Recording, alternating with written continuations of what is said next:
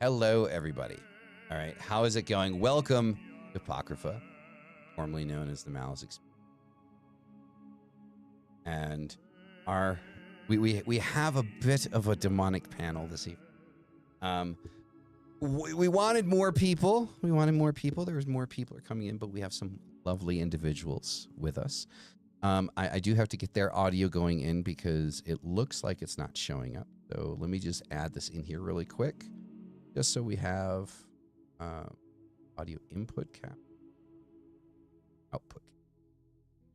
So I had to create a whole new scene for this, and you know it's live because I'm setting everything up as we speak because it's me, right? Why can't I see that? What is happening? Oh. Let's see. Can you guys say something for me? No?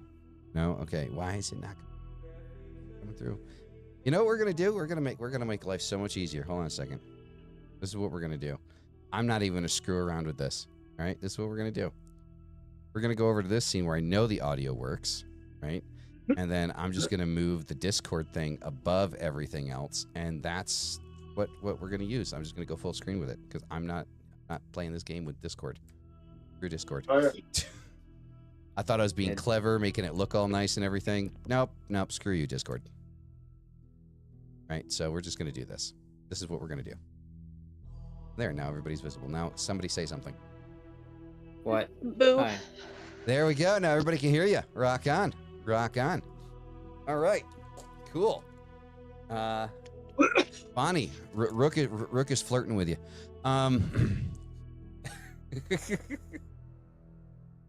So, welcome everybody. Welcome. Yes.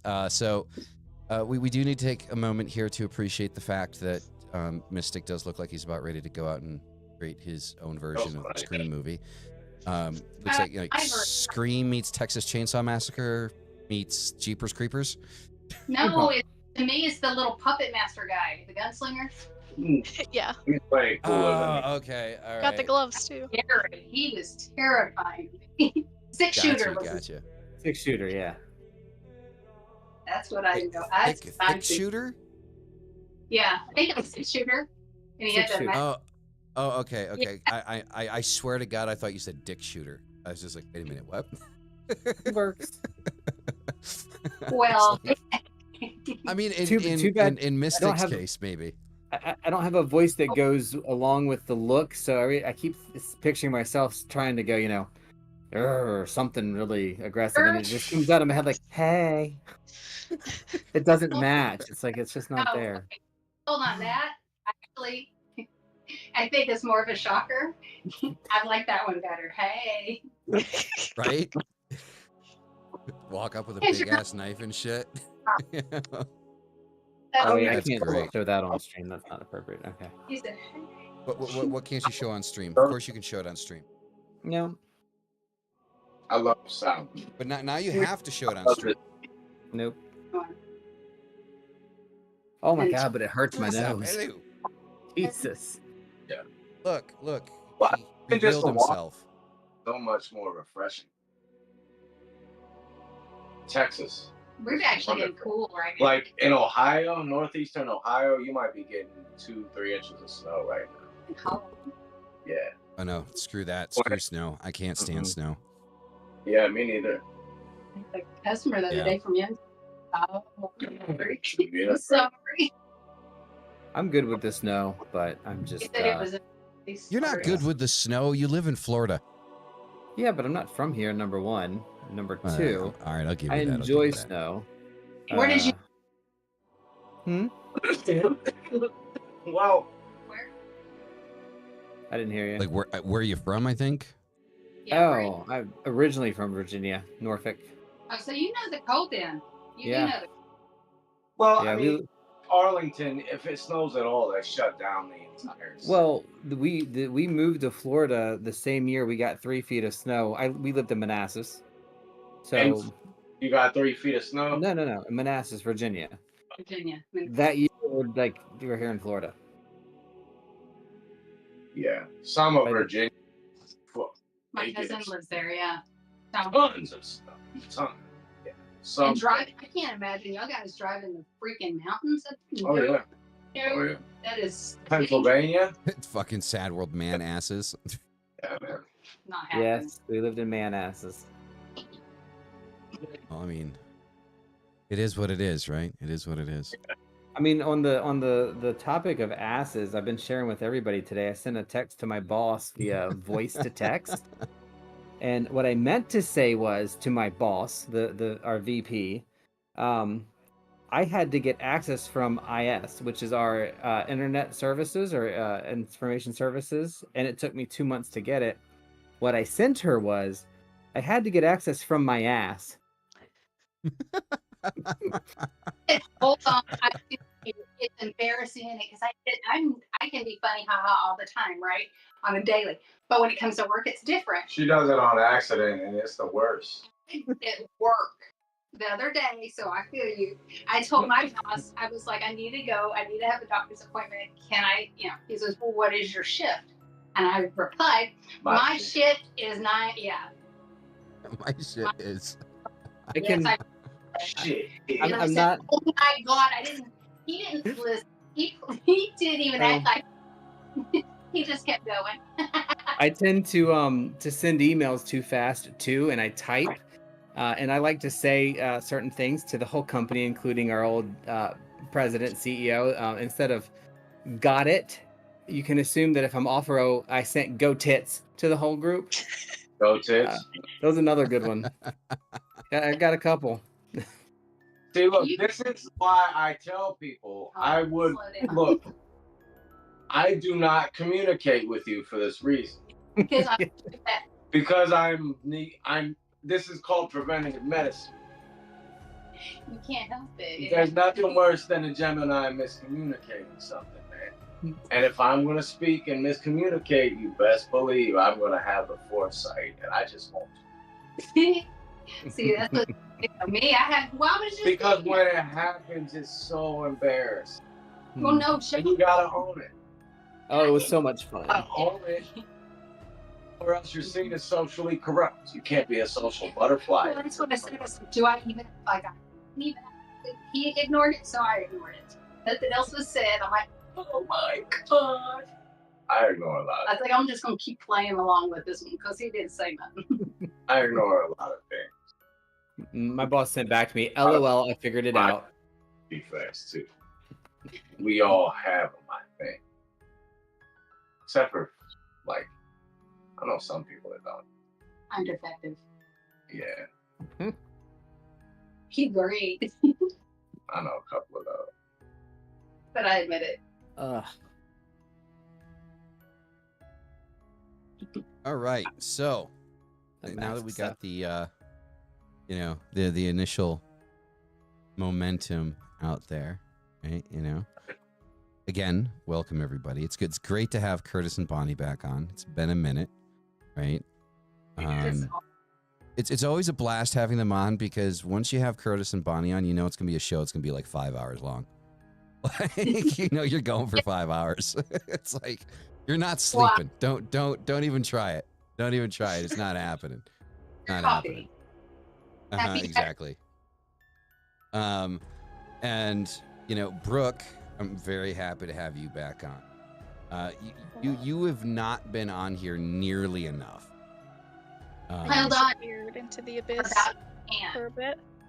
Yeah, like we had you on, I think it was twice. We had you for the first panel, and we had you, I think it was like an individual interview a while back. And then just poof. Shit. You just kind of disappeared for a little while there. Yeah. We moved into a new house, and then I started school, and it's just been very crazy and hectic. So in Japan, it happens. too. It happens. Oh yeah, Life. yeah. So we also went to Japan in June. That is so cool. Mm-hmm. Was it an experience? It was way better, and I did not want to come back to the United States, to say the least. There you Felt go. it. Love that. There you Gotta go. love it. Yeah. Japan I'm is one of those jealous. places I've never had a desire to go to Japan. It actually makes me Really? nervous. Yeah, like it makes me nervous. Like the idea of going to Japan because of how different the culture is. It Like the is. Yeah. cultural differences are so defined. I just wouldn't want to piss anybody off. Did you feel like it out You there? will. Did you feel like A it out white It's there? like man you is will, you You're will. gonna. Hey, man. I mean, so Japanese people in general tend to be really reserved, like especially in public Like, places. So like in terms of, so we went to Disney, and while we were in like Disney, and when we went to Universal over there, people were a lot more like open, and like I had people like literally like pointing at my tattoos and my fiance's tattoos and stuff, and Wow. like checking us out and stuff. But like on the public streets and stuff, no, like they leave you the Mhm. hell alone. Like they're pretty, and everybody was like really nice, really accommodating. Like I had blue hair at the time, so um well, the pop culture is actually intense in Japan. Like, yeah. have you ever seen that movie Ninja? The Japanese dude, Rain? He was a huge Japanese pop star. What? Most people don't even realize that, man. He was huge in Japan. Huge pop star. But it's like, it's so weird because they still have this societal standard that, as far as everybody sees, you act with integrity, you act with honor, you're not littering, you're not doing shit to make the family name go bad. It would really be hard to get the Oh my American God. over. There's no, like, finding a trash can over there is nigh impossible, but there's no trash anywhere. Really? Nowhere. Yeah, I did not see a single piece of trash But on the no ground in any of the cities we went to, or any of like the towns and stuff we were in. But no Not a trash. single piece. But no trash cans. That's They're why. very difficult. Like, That's so the why. standard over there, so you know how in America when you go to like the carnivals and stuff and you have like the different food booths and you get the food and then you walk around and you're eating and stuff and there's like a trash can? Yeah.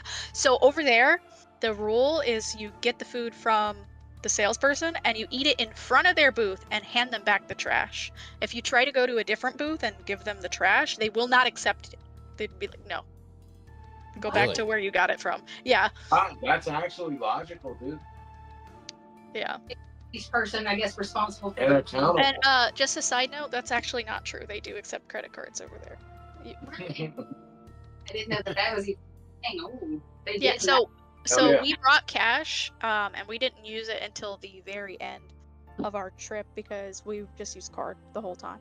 So just a Oh, side note. I read Paranormal, which is comment. okay. Ah. Yeah, you can use cards over there. You just have to make sure, like, if you're coming from America or a different country, that you have one that doesn't have foreign transaction fees. But that's about it. So. Yeah, that would probably get crazy. God. I'd be so disappointed when I realized what I'd done. I know there are just certain aspects of like Japanese culture, just kind of like Yeah, they're very like Beauty to it, though. societally conscious and very like fit in with the crowd. Everything is an art. I can appreciate the culture, but here's the thing: once you become immersed, I don't know unless I do go. And the thing is, I am comfortable in my own country. I know I'm not going to get arrested for this, that, and the third. That's In what's Japan, I don't know. Mhm. They're I very don't- strict over there about things. Vapes are not legal, like with nicotine. They're illegal over there. Well, Straight thankfully up mine doesn't have illegal. nicotine in it. But There's Shit. criminal consequence. That means there's criminal consequence. You could go to jail. Yeah, and also just a side note, because I've seen the Yakuza mentioned a couple times. That's an actual thing. Like that's not just played up in anime or like movies or anything. Like that's an Yeah, it's an actual actual, yeah. thing. Like all three of our tour guides mentioned, like explicitly that they are like active in Japan, and that's why tattoos are so taboo still. Like granted, they're not gonna look at me and think, she's a Yakuza member because I'm covered in tattoos. just Obviously, crazy I'm a American. foreigner.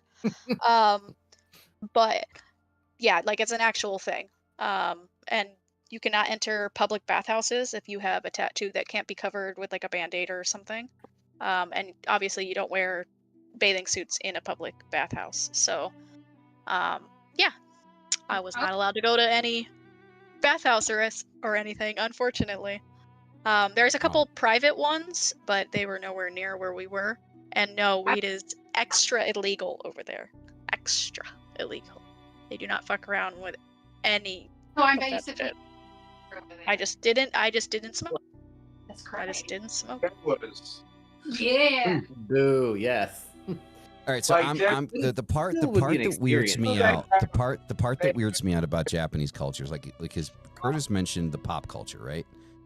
So the one thing about the pop culture that weirds me out with Japan is it's highly manufactured, right? It's highly manufactured, and the thing that makes me extra uncomfortable as a 37-year-old adult male is that for some reason they have this unhealthy obsession with schoolgirls.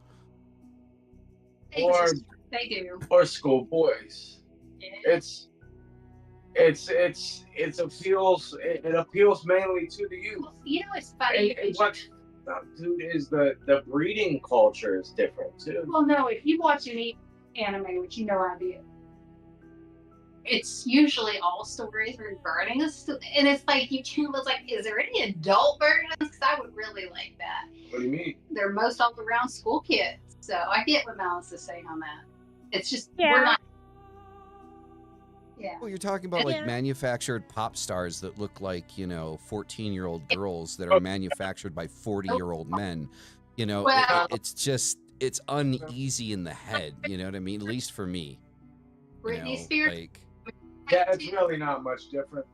See, and that's the thing, Japan, I think, in my opinion, it's actually been highly westernized in regard to how they.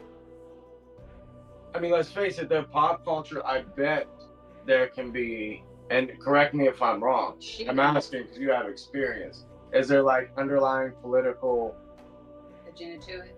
undertones or no? Is it not that bad there? It's not so political over there. Like everybody's like very reserved, so even if it was, it'd be like really subtle. Really subtle. I don't know, like I really love Japan. Everybody was really nice, really friendly. There was Yeah, English I- everywhere. Anytime that someone didn't speak English, and obviously I don't speak Japanese, Right. people were like open to like whip out their phones and like Google Translate back and forth and like all that kind of stuff. And then there's are like aspects is like while the culture is really reserved, like there was a whole area, I think Akihabara, which is like anime, gaming, computer, electronics central, and that's like really popular and big over there. But they have like hentai stores and like all kinds of different shops and all kinds of shit like that. So it is like generally reserved, but there's still places where it's a little I mean, I have a looser, I guess.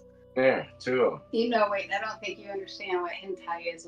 Like, hentai is Hentai's porn is anime porn, so. I think.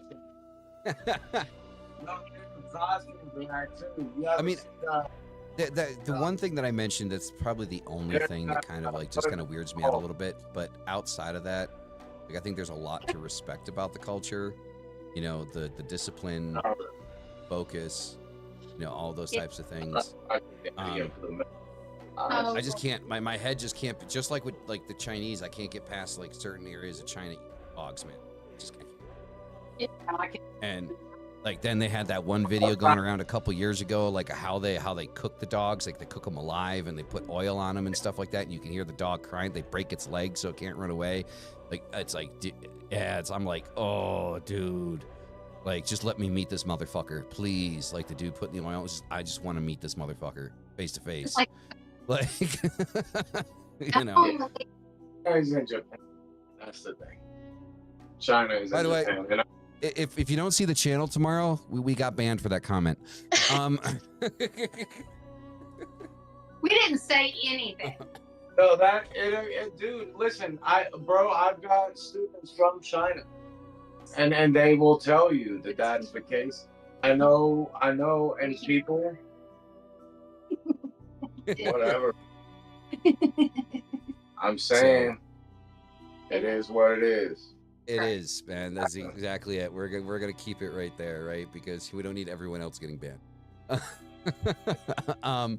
So, all right. So for the reason that we're here, so I had thought about whether or not we were gonna still do the weekly read that weekly tarot read because it's a weekly tradition. So I assumed Mystic. we wouldn't. you assumed we wouldn't. Well, you assumed wrong. Um, Well, I ain't So- fucking doing it. Talk to my Lord and Savior, the devil. The devil. Just kidding. I do have a couple of decks ready. you always do. You always have a couple of big decks ready for us, don't I you? do, and so I have two, and I don't know which one I should use. I think Dark Reflections or the Citadel. What do you have? So we got an option: Dark Reflections or Citadel. Citadel I is think way cooler than it looks. All right, then Citadel. Go with Citadel. All right, Crack it open. Whip it out. let's crack it. Let's get crack-a-lackin'. Whip it. Whip it good. Whip it good. Now I'm gonna have that Bop It song stuck in my head. I know. That's what I was trying to think of. Bop it. Bop it. Jesus. Oh. Just call me Adios. It's okay. Right? Jesus. You rang. So, Alright. Citadel is actually an oracle. This is the card. Cool. Ooh. Nice. Very interesting back. Obviously, Citadel City, blah, blah, blah. I'm going to show you one of the cards. Okay, you say Citadel, I'm thinking Game of Thrones. And I don't know why. Well, I mean, it works. You can't see it, but these are really amazing quality cards, and it's gold inlay, so Oh, nice. very nice. I was I'll look that one up. literally just got them today, so I'll show you one other card that I've already gone through them, and I really like That's beautiful. the wow. assassin. Assassin. That's nice. I really like that one. Yeah, and like I said, all of that the stuff that's shiny it is actually an inlay, so we'll pull. I don't know if I can even shuffle them with the shape. We did, Um, yeah. Recently, we did a reading for somebody that had never even had a reading, and he evidently, I didn't tell you that he came like afterward was feeling a lot better after everything. But it was a weird read. This is like you get like when you don't get more country kids in this. And we did a reading, and he looked so confused, like, how do y'all know all this? It's frightened, a little frightened, you could tell. Uncomfortable with what we were picking up.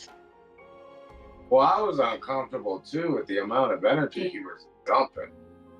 Poor kid. No, but it was weird though. Makes sense. You ever do a reading where someone dumps and they're not doing it consciously? Yeah, he's shaking. Oh, Yeah. yeah. Oh yeah, They- and it's a You're like, good thing for them in "Whoa, most cases, though. whoa, Like it whoa." really lightens them up a little bit, but then you Yeah. have to take a bath afterwards. Yes. Mhm. Yes. Because I was like, I told him, I said, Curtis, I said, I need a shower. I said, I feel like It I was said, I nasty, cry. grimy, overbearing family. Mhm. Like somebody energetically touched you in the no-no place. That's what it feels Yeah. like. Yes. It was, whoa. It's hard. Yeah. I mean, it's happened a couple times. That's what's beautiful about it. There ain't nothing beautiful about it. I was About like, reading though, that's what people don't realize when they come in and they don't realize what a reading is. well, the issue is when you're an amateur reader and you get hit with people like that and you don't know and you some sick. You know what I mean? Like, You go home shaking. Yeah, you know, a lot of Right. people, most people will learn through experience though. but it's a heavy. But there are some energetic, All right. Closet, so that's what's ignorant crazy. folks that just aren't going to learn it. Go. Well, we got some interesting cards.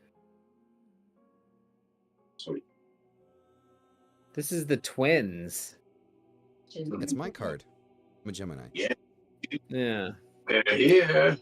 You see a little element of yin yang in here, right? A little element of balance and some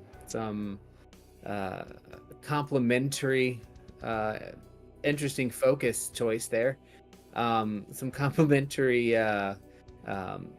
imagery, right? The card itself says the dual nature of self-protection, but what we're really kind of feeling from an energy perspective, like for a group, the twins would be that whole idea of, I hate saying it because it's so cliche, but as above, so below. as within, so Mhm. without. You have these things, not just that they are a reflection of each other, they are the same thing. They actually are of the same place. What is the phrase? Looking at things in your life that are different, or no, same in nature but different in degree, right? So that kind of feeling that things are so separate, and the only way to draw it back together is by realizing they're the same thing. Hmm. There is no duality, but polarity. Right.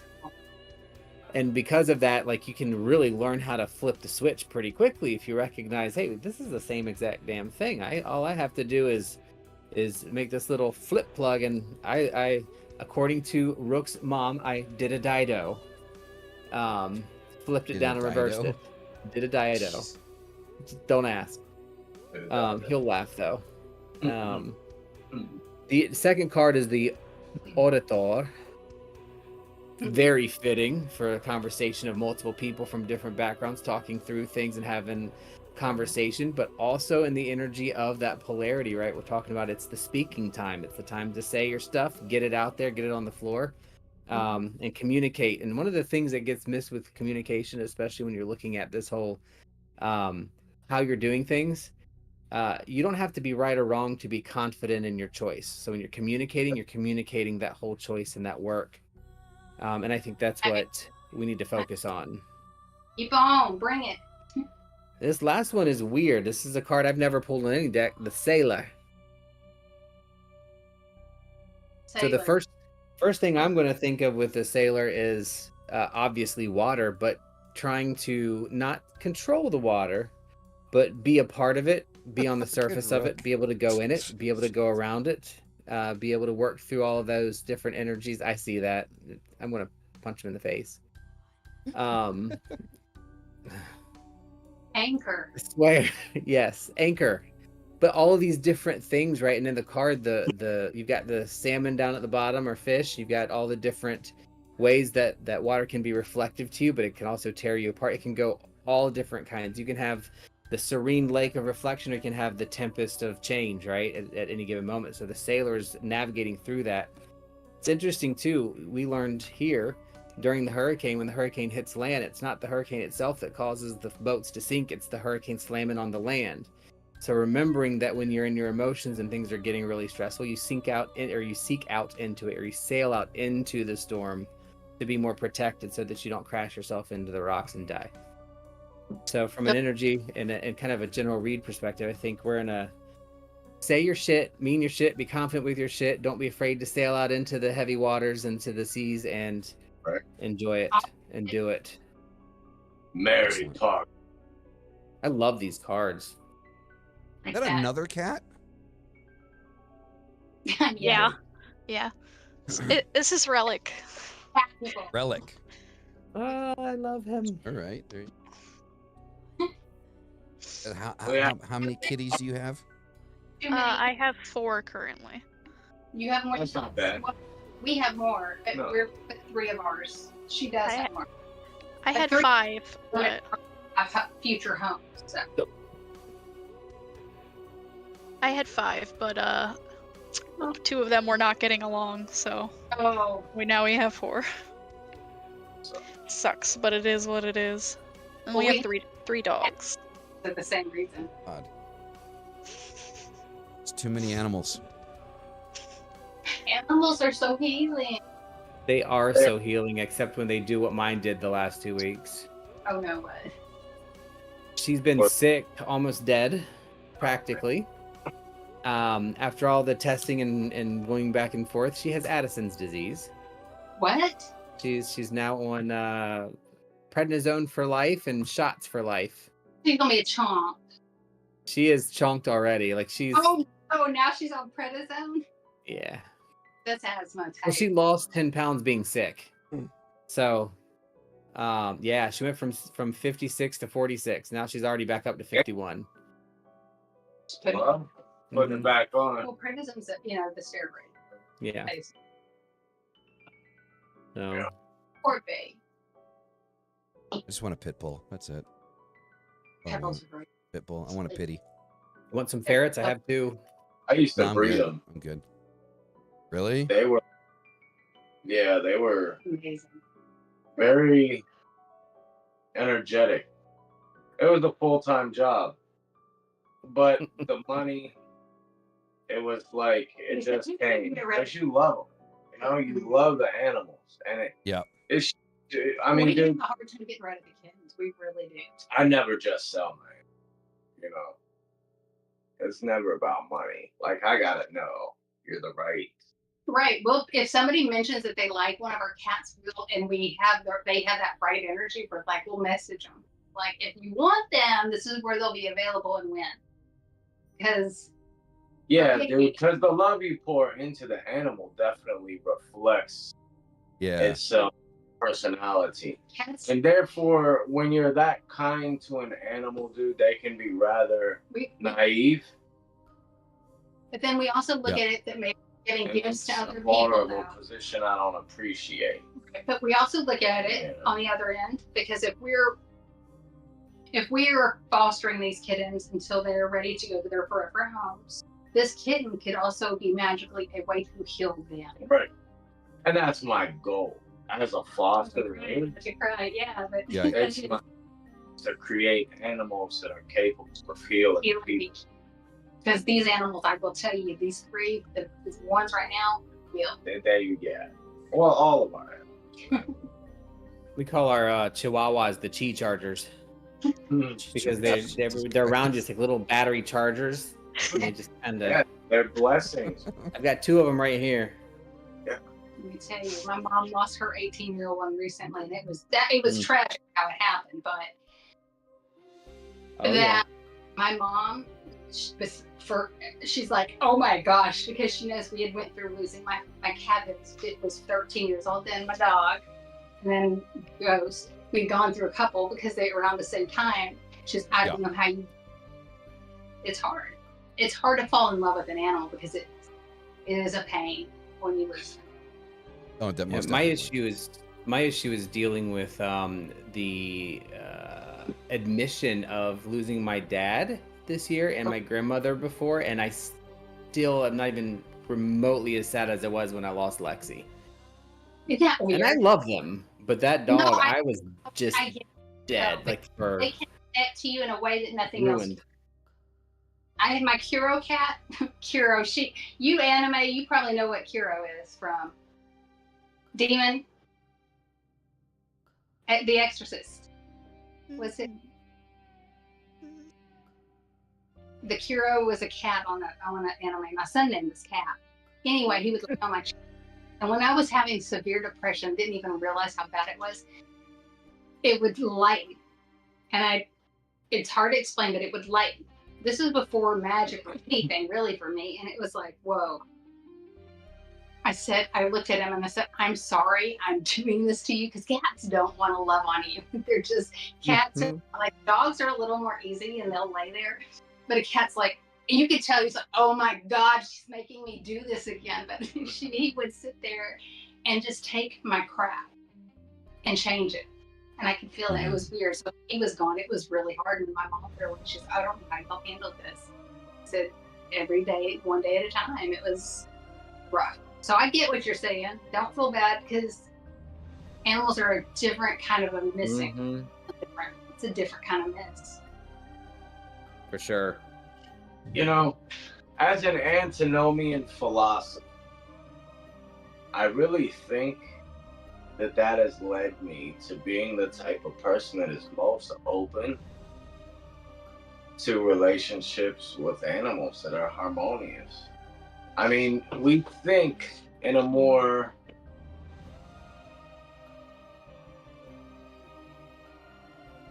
we're not influenced by other people.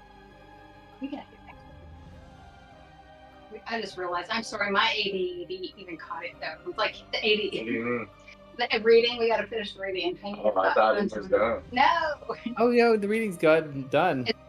That's what I Okay, thought. I will see. My ADD is like this. Like, I'm laughing right now because the one Chihuahua is having his dream, so he's squeaking. He's pedaling and squeaking. Oh. you guys would do that. He's talked to our dog Ghost that passed away how long ago? About 3 months? 4? 4 months. Listen, He did a ritual. And I kid you not, we can screenshot the proof because this thing, we couldn't believe it. So we had found out a few days before that he had a kidney disease that could not be fixed. And we were broken. But we were like, this is basically your only thing to do to be right to him is to let him go. So we gave it because we wanted a few days with him, right? And he was like, we were talking to the point where he couldn't control where he was peeing and he hadn't ate. Mm-hmm. And me and Toby, my middle boy, take him, because it was Toby's dog, we take him to the vet to put him to sleep. And I said, hey, can you capture his spirit?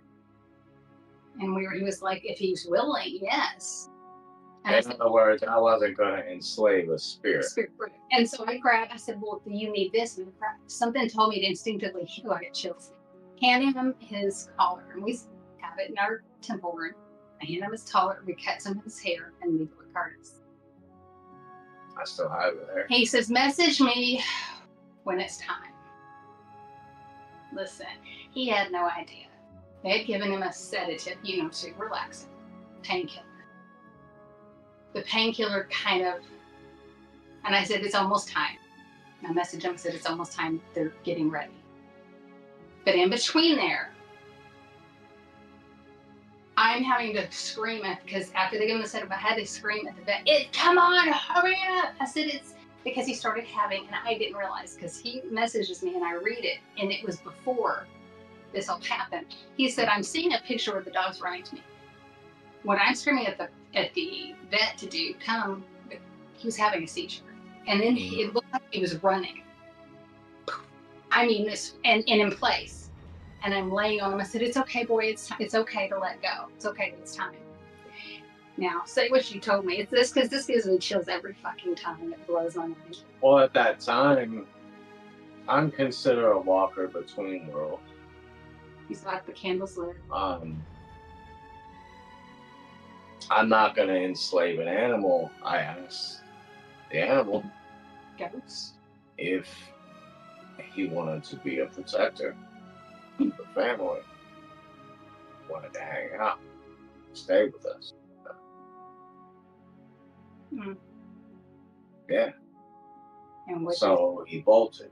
he was in his third eye seeing this dog running. He had no idea what we were dealing with. I had no idea, so I messaged her after the rituals were I said, oh my God, wait till I can tell you. And I'm like, wait until I get to tell you. Give me a minute. We're finishing up, because it was over at that point. And I said, but I got to tell you what happened. I said, you were blown my mind what you just said. And they had cut and gave me also, and he has that too, but the hair from after. So he's got the hair from before and the hair from after. It was just everything. It was just confirmation. Closed circuit of energy.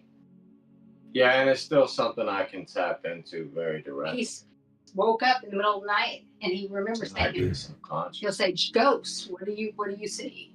What do you see, ghosts? Show me. And he'll spit, and we've had hair. Well, as a witch, you have familiar spirits. You can move through their spirits and see through their eyes. You move through their body. Mm-hmm. It's been beautiful. It's been weird because it was like, we know that he's here. It's weird. You'll know when he comes around, he'll leave hair. And he was a husky. And so after he passed, we knew that if we saw me here, it would be too hard. So we swept and we swept and we swept and we swept. And once in a while we'll get one, and it's always like one weird, and you can tell because husky has straight, squiggle, squiggle, squiggle, squiggle, squiggle, straight. Because it's got this, and like if you were to pull it, I would love to pull it under this, what's it called? The scope. Microscope? Yes, a micro, because it's their hair is so different than any other breed. Of course. Right. Water does not go through it. Yeah. And so will be always one hair that'll leave, and it's whoever needs it. It's very interesting. It's beautiful.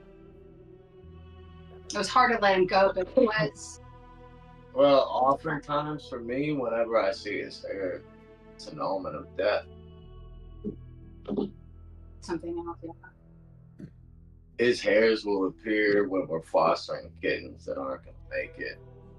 Things like that. Just to be prepared. And it's almost like because he is an animal, It comes and gets them he is the one that's there, to bring. yeah, to retrieve. Maybe because he's at that level of consciousness. I don't know. It was beautiful. It's weird. Yeah. So weird. The speculative nature of the afterlife, I fucking hate it. That's all it is. I mean, I don't know. Like when it comes to the afterlife, I don't know. I don't think there is necessarily, in my personal opinion, I don't think there's necessarily an afterlife. I mean, I've said this 1,000 times. I look at the soul as a battery, something that kind of gets passed around. There's an existence. I want to take you on one ghost hunt. That would be so much fun because it would have you questioning everything.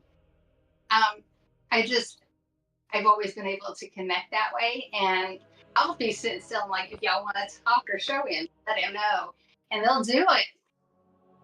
I mean, I'm down. I'm always down for something like that. Obviously, like, I mean, always be down to like, see a different perspective. He would be down. He's so good.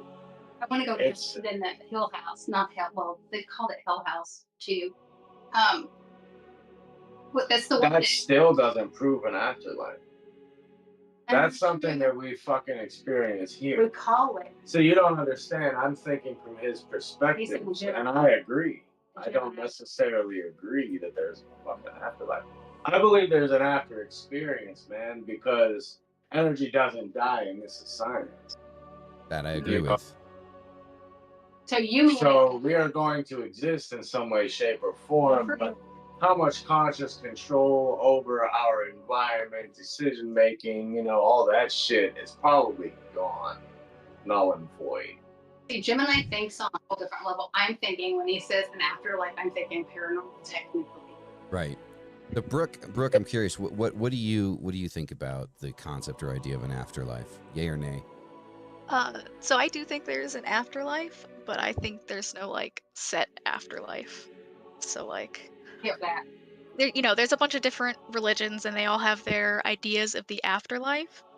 And I think there's either, in my opinion, two reasons for that. One, they're all experiencing the same thing differently, or perhaps it all exists. So I kind of stick to that personally. See, and I agree with that, because if you read Black Magic of Ahriman, this is what I come to realize. And the way I labeled it, it's a mind fuck. Because seriously, people are like, what? But I call it the truth of the lie, and the lie called truth. Because like, I can say thing is one thing, and you can say thing is another thing. But then she can say thing is another thing altogether. And subjectively, they're all true. Yeah, the truth is just subjective. True, but objectively, they're also a lie to somebody else. Which means that which is true is also a lie. And this is why there's this Eastern idea of my truth is not your truth. And it's some deep shit to contemplate. So where do we fit in with each other? I think it's really about talking, relating, and discussing things from our different perspectives. To me, that's what expansion of human consciousness is really about. It can't be done in a cave like Buddha did it. This is a new... That's true. Yeah, that's true. And I mean, that's honestly pretty much how I live my life entirely. So to me, except for like, freaking gravity, the truth is subjective. Everybody has their own truth. And when we're communicating with people, it's important to take that in mind so that you can see their perspective and you guys can come to an actual understanding. Because if we apply our own perspective to them, it's going to be biased. And our intent that we're assuming of them could be entirely different from their actual intent. Because they're coming from a completely different place than we are. Yeah, and I would also say there's also subjective manipulations of objective truths, like gravity. Look at the Wright brother. That motherfucker said, no, we're going to fly. Thank you. You know? So even objective truths aren't absolute truth. Yeah, because I science like is what Mark always 5 said in the expanding. stat in the chat. Mhm. Sorry. So Mark 5 says something to consider. The word afterlife is a misnomer. Either you are alive or you're dead. There is a spectrum to this state. As I learned it going through when I was, working to be a medium, it's either you're corporal like us, right, or you're non-corporal. Well, that is fundamentally true. And this goes back to ancient Kemetic texts. We can look at Atlantean influence as well. But we can look at the Ka, the Ra, and the various Egyptian etheric doubles. And those layers of consciousness, we call those chakras today. But they all represent the same thing. They're layers of human experience or layers of human consciousness. They are all mutually dependent. Macrocosmically, the ultimate chakra is the auric field. You could tell the individual's health of their chakras, and you can read their imbalances by looking at the composite auric field. The magical circle that New Age left-hand pathers say you don't need, that is your auric field. You're always in the center of your circle. You have to strengthen that. You have to strengthen all 7 layers of human consciousness. That's the goal of alchemy. It is transmutation through self-actualization. That's the key. We don't want to necessarily rely on other authors for our truth. We want to rely on our own divine experience. So when we're looking for teachers, that's really what we need to be looking for, not somebody with a political agenda, right? It's more about somebody that's willing to show you the way towards your own learning, towards your own self-actualization, actualizing your own gifts, your own talents, and allowing those to fucking grow and multiply and flourish. Because let me tell you, I'm getting older, but my quality of life is, we are just growing and constantly creating in different ways. Constantly, dude. I'm creating way more now and having so much more fun. Mm-hmm. See, I think my general way of thinking about things, at least recently, this is more of a recent development for me. I may or may not piss a bunch of people off by saying this, but I'm going to say it anyway.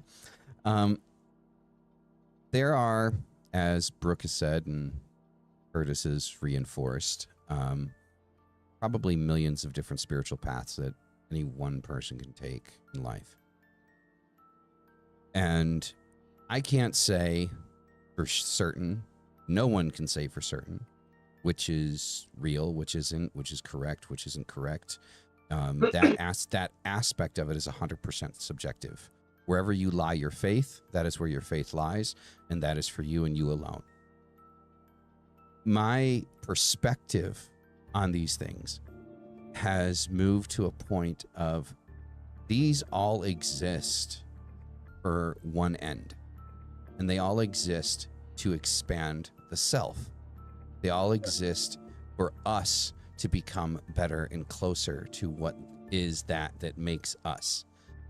And it doesn't change what is going to actually be the truth, what is going to be that thing that we're driving towards. No, the path. Well, it does. It contributes to it. The path might be different, but the end result is the same. And for me, the vehicle is the spirit. Can I interject just for a moment? Give me one moment. Go for it. Listen to me. This is how I see it. The spirit is an avenue of potential that also can express itself in a very subjective way. In other words, if I evoke Belial, you evoke Belial, you evoke Belial, you evoke Belial, you evoke Belial.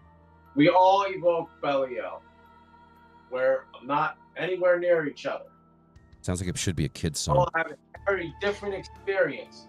But we all tell Belial, listen, I want you to give me teaching that I can contribute to this world. Give me something. Teach me something that I can teach others.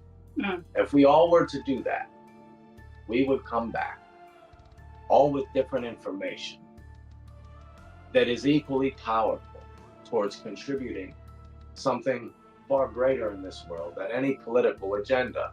But we, as devolved humans, are incapable of this. Why? We want to point out how another person's wrong for their own. What I say is true. Mhm. You know it's true. You know it's true because you have all had your own level of spiritual experience.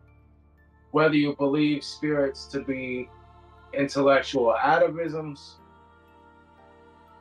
or sentient beings outside of self, again, that's the truth of the lie called truth. These things are irrelevant at the end of the day. It doesn't produce a if result. you look at it, so the way that I'm trying to break it down, right, is I don't think that any one thing is incorrect inside of the journey that people go on. I think it's all pieces of a whole, because if you actually do the research and you go through the different faiths on the planet, there is a system that almost every single faith follows. Doesn't matter what region in the planet you're from, you could call it Jesus, you could call it Krishna, whatever the fuck you want to call the goddamn thing, there is a system that breaks down that is the same throughout.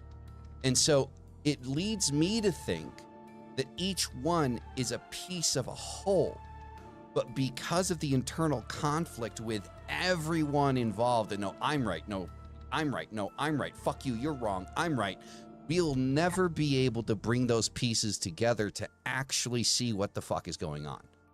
Because because the truth is the lie is the truth. It's truth mixed with lies. Most people. No, I know. And I know they already have in their own way. Their worldview is more balanced. Most people's more. But that's the thing. We need to actually get people to see and understand the practical truth of seeing reality for what it is and basing your worldview around that instead of some fucking Santa Claus fucking fairy tale. Because there's something that I believe in called the Tetragrammaton that is very much the existence we call Malkuth. It represents the elemental forces. It's not necessarily a Christian god, it's a mathematical complex that we as sorcerers learn to shift to create a different equation of here. A friend that was. But as within, so without. So these mythologies, they represent. I'm gonna forget. Sorry, I had a friend that a long time ago. He's a magician. It's weird you say the mathematical blah blah blah. He said to sum up the world, it's all a mathematical equation, and he was a hardcore, was raised West Virginia type area, hardcore, that kind of witch, mountain witch, like. Weird shit, right? No, those mountain witches have things to teach you, and they bring math into it a lot. He said everything in this. The remainders and all of that, those are divisibles that people don't pay attention to. It's all the same as perception of reality. But if you're bad like me, then you look like me. Like, oh well, shit. Most people are only seeing life at the most esoteric level. And so you point out the exoteric reality you want them to see. This hides the trick. It's very interesting. It's kind of mind-blowing at times, the synchronicities. Yeah, definitely. It's just I don't know, like I said, it's a recent development in my head, the way that I think about it. But the thing is the more that like I said, I'll reiterate, the more that I sit there and I think about it, and I break Wonderful. everything down, it can't be coincidence that there are so many paths in this world that accumulate from the same idea, have the same story path. I do think that a lot of it is bullshit. I think a lot of it's fluff. I think a lot of it's add-on. But if you hold up, what we see is the human psychological link. What we see is the link between us all, and that's really what matters at the end of the day. Yeah. It's that subtle thing in each human being, from no matter where the fuck we are, we see this same thing. I think that's a fucking good thing. Mhm. And I think that that's what everybody's trying to change these days. I like that fucking thing that makes us all fucking human. Because I don't see fucking people of different colors. I don't see people of different races. I see people that deserve to fucking live and thrive on the face of the planet, on this flesh of the earth. You know what I mean? And I think that we all have the ability to come together and make that happen, because there's definitely a synergy that is brought forth when we really do let go of ego and expand consciousness and say, okay, well, just speak. What do you have to offer? Tell me, what's your message? And the messages will come, and you won't expect it. I'm like, with my mom sending some recently. My mom's very Christian. Well, she's sending as biblical proverbs and shit, right? But then we go to read them, and we start giggling. Psalms, and yeah, and it was like, we don't have to worry, we're good. And we knew it. We knew it. But it was Psalms also sent are to us fucking as powerful. it was sent to us as Powerful. As confirmation. guidance. Yeah, confirmation and guidance that we were okay. It's very interesting. Yeah, I think a lot of the bullshit that we think we see or that we do see from things is really just other people trying to find that method and failing at it, because we're all kind of like blowing off this cosmic bullshit at some point while we're trying to find our way, right? It was the reverse and the wrong turn and the dust you kicked up from going on the dirt road that you should never have been on. And, you know, we've got to really pay attention to that, because we find ourselves identifying that in others, but never looking at our own. And when you look at your own, he's like, wait a minute, I probably could have, you know, gone 2 minutes that way instead of 8 hours that way, and we would have had the same result. But I liken it to I use the tarot, imagine that, in my head a lot to explain things. And to me, it's the fool's journey, right? It's the fool's journey, and the fact that people forget often that you can have thousands of fool's journeys going on in a person at any given time, and it expands past your actual life. Like I might be at card 9. Well, and they call it the fool's journey to begin with. Yeah, because Everyone always going. I find it interesting when they talk about, you know, is the fool the beginning or the end of the journey? Well, both, right? There's came perfect time. The fool. But the whole thing for me is that it's that cycle, having multiple of them going on at once, you know, so that you know that like right now part of my life is on strength, and I need strength in this part of the journey, but over here on this part of the journey I'm at the world. But in my entire life I might be at the devil, and then in my past life, if you believe in that or whatever it is, the world is on this side, and all these things are happening at the same time, and they can and they should. And the more we recognize and allow that to happen to other people, the less we see bullshit, and the more we see, okay, well, you need a bath. I'm going back to the bath thing. We just need to wash that off and let's try again. Go again. Well, it goes back to like the idea that I always come up with, like, so when we were talking about afterlife, I don't necessarily believe in an afterlife. I believe that the soul powers the body. The soul is like a battery. That the soul, like, scientists know that the body operates off of electrical signals. It still to this day doesn't understand how the body produces the electricity that it does. Like, there is no scientific breakdown that says this is how your brain and your body and your nervous system produce this electricity. We don't know where it comes from. We know it's there, and scientifically we also know that energy can't dissipate, that energy can't die. So that means when the body dies, that's the only thing that's dying, is the body. The energy continues on. The idea is, where does that energy go? And so when you think about everything being connected, everything is intertwined. Every single person, every single tree, every single bird, everything on this planet is connected and has that same energy flowing through it. When you die, you do come back. I do believe in the idea of reincarnation, but I believe that you, as who you are today, dies with your body, because your brain is who you are. It's the accumulation of your experiences, your ideas, all of those things. That's what makes you who you are.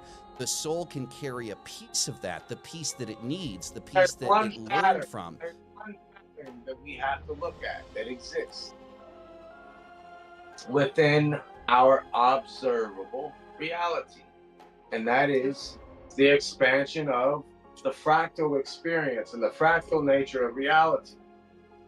So we see death sort of like puberty. It is just a step forward in our existence. An initiation, just like maiden, mother, and crone.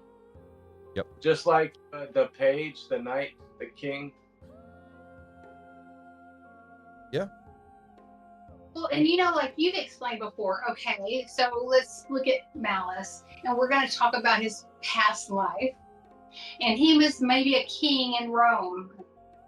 But anyway, a king in Rome. But then there's also this part, like you said, everything is little pieces of the one. There's also the Malice that has gone through certain experiences in his life, and he gave himself and devoted himself to the entity known as Baphomet, to gain balance, to gain wisdom, So there's all these different pieces of Malice that combines to make Malice, the soul, that experience. You've mentioned, and that's how I took it before, how you explained to people that, okay, that could have been me in a past life. Well, you're not a magus until you've created your own tarot deck.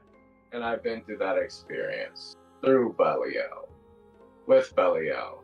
And it's interesting because when I came in, the discussion was about the Fool's Journey. And my deck, even though it is written from the perspective of the Fool's Journey, what it's really about is the divine consciousness coming into incarnation. And the imagery is not limited to left or right, light or darkness, good or evil. It's very much dependent on where you are in your own consciousness. Basically the interpretation, too. You know what I mean? And what I come to realize through that initiation is that the tarot really does represent a mirror. As we grow, we should be embodying specific aspects of this journey. Okay. And if we are not,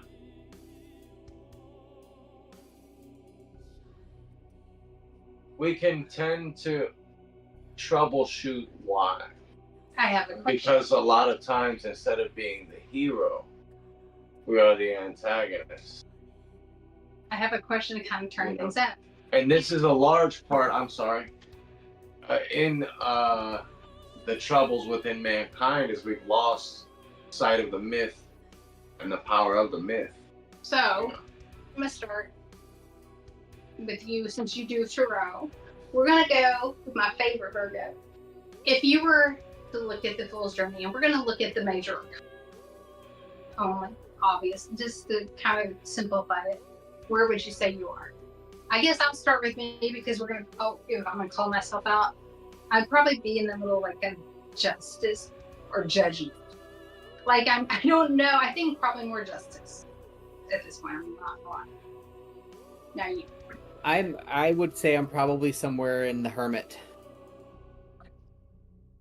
Nope, not the Virgo being in Hermit. But seriously, like it's Virgo, that Hermit represents Virgo. I know, but the Hermit is really, it's that dichotomy of a people. Your first interpretation or sight of the Hermit is, oh, I'm going to step into myself to learn about it. That's not really what it is. It's an expansion through contraction. and that's I meant that, and I feel it when I'm researching and reading and talking to people. I feel that it's up and down, all the way through. It's alone So- time. It's I alone time. felt a bathroom joke in there somewhere, but you didn't go for it. Yeah, it was there. I was assuming somebody would grab it at some point. There's another one. Tailgate. Alice, did. Sorry. What? Alice, his turn is next. Then where would you say you're at? I'm at 78 card pickup. Somebody went like this, and I was like, "Where the fuck am I?" Like, that's that's me. Like, Okay, then we'll open the other cards in the deck for you. Honestly, like, I don't know. Like, Really? I'm really kind of like in it. I really believe that the soul is trying to pick up pieces in order for some type of ascension. Swords. Like, I think that's what the soul is trying to do. That's why reincarnation exists. And my path, or the idea that I have in my head, my focus is trying to get as many pieces as I can in this life, because I don't know what I'm going to do in the next one. It's like you've done 3 tarot readings, and the first tarot reading it's the 7 of Swords, and then the second one, the second card is the 7 of Swords, and the third is the 7 of Swords. Essentially, yeah. Yeah, I get that. A lot of people, they always equate Gemini with lovers. What would you say that you're at then? I'm the magician. That's my favorite card. I wear it around my neck. I love it. There you go. It's beautiful. What about you, girl? What would you be in your life at this point? I have no idea, to be honest. No clue. Nothing to mind. She's at the same level I am at 78 card pickup. There's just cards everywhere. It's just like. What came to mind? And then Lenormand. Just 2 of Swords, like this decision. The 2 of Swords. Yes. So if you have 2 different decisions to make, you know the one. You know the one. Sorry to get personal. No, you're good. Good advice. Needed it. Thank you. You see justice? Well, then tell why. The blindfold is there. Okay. So You shut your eyes to a lot of inadequacy, a lot of shit slide, but you're also aware of the karmic debt. You see in the soul. good. You let shit slide, like I you sure know. do. But Gotta You pick your know- battles sometimes. yeah, No, you're Yeah. right though. No, she's right Yeah. on that. Mhm. yeah. So Can I just think say that when Kurtis gets like this, he gets kind of creepy. Like, because Yes. he starts to like really dig into somebody. Like, Two of Swords, it's a powerful fucking card, but Justice, it's a principality. And it's part of justice. You know what I mean? Two swords. The swords are tools of justice. Mhm. So justice is like a principality. You can't really fucking disarm justice. You can disarm somebody with a sword. I'm laughing at you because Melissa said you get creepy because you have no freaking idea. When Christopher will go, he's listen, he's at the age that he wants to like miss school. Sorry. And he goes, he's fixing to tell you he's got a stomach ache and he don't want to go to school. And I'm like, and he'll and I'll be walking through the living room, Christopher's like, Mom, and he'll be a little off. So I gotta get this point. This is my bad. He's like, my head hurt. And I'll go, like, it was still there. He knew it. It was coming. And I'm like, I'm intuitive as fuck, dude. He is. I get so hooked into other people. Well, people put it on me though. Me too. It just They're like, no, they don't put it on you. I don't think she would ever be able to put it on you. She's really protected. However, you're just able to read it. oh, not everybody. But a lot of people can. There's Christopher people puts with it on you. psychic awareness that don't put all their energy. Christopher does put it on. But you know, most people that you interact with on a daily basis. Listen, this is why I teach basic spiritual hygiene, guys.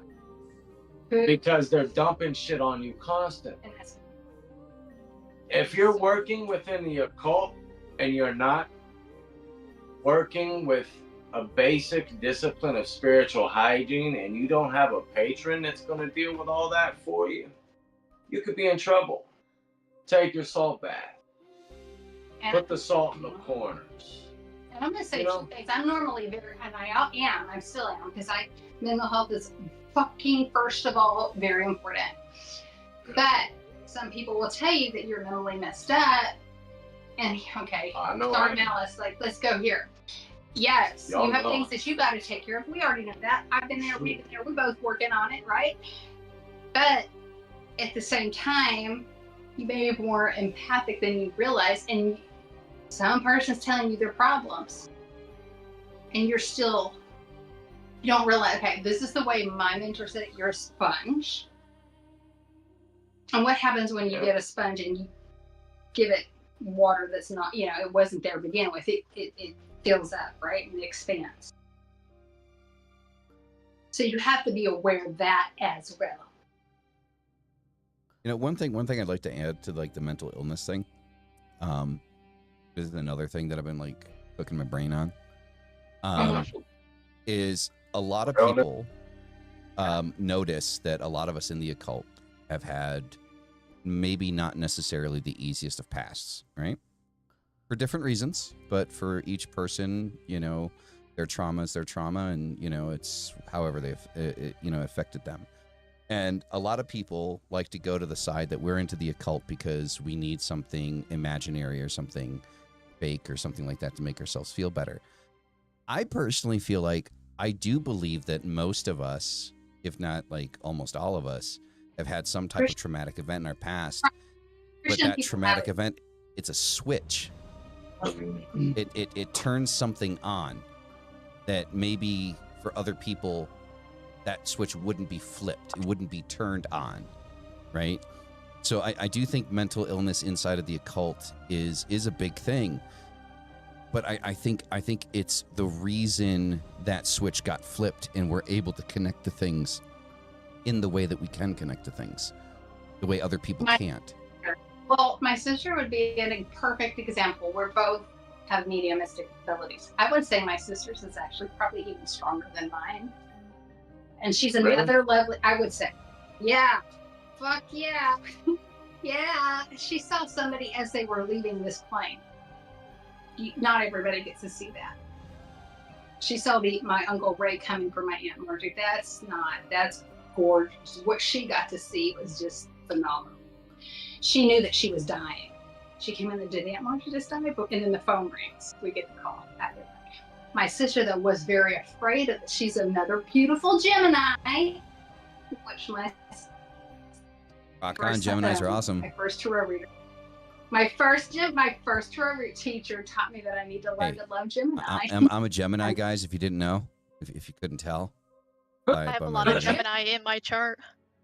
Oh, there you go. Yeah, people don't amazing, yes. But there's a battle within. There's a severe battle within. My sister was raised so Christian that she stepped away. She turned it literally, and when you called the psychic or medium ability, she turned it off, right? She was like, oh no, my bed was vibrating. I'm done. I am so done. Like when I say vibrating, it was. I'm so glad I didn't experience that, because it probably would have literally terrified the shit out of me. No. Yeah, for me, that's all on a day. Shaking. She said it was like shaking her bed. I love that kind of shit. No, not me. That's a lot. That's a lot. That's too dramatic. No, I love that kind of shit because I don't necessarily own it up to demonic activity, dude. But my sister sometimes I think it's a subconscious manipulation of our own psychokinetic energy. Well, they say that that's also the idiometer effect. It's a fucking thing. It's a thing. That's also what they so how I'm glad you were able to say that word, because just by watching how you struggled with it, I don't think I would be able to say it. So good on you.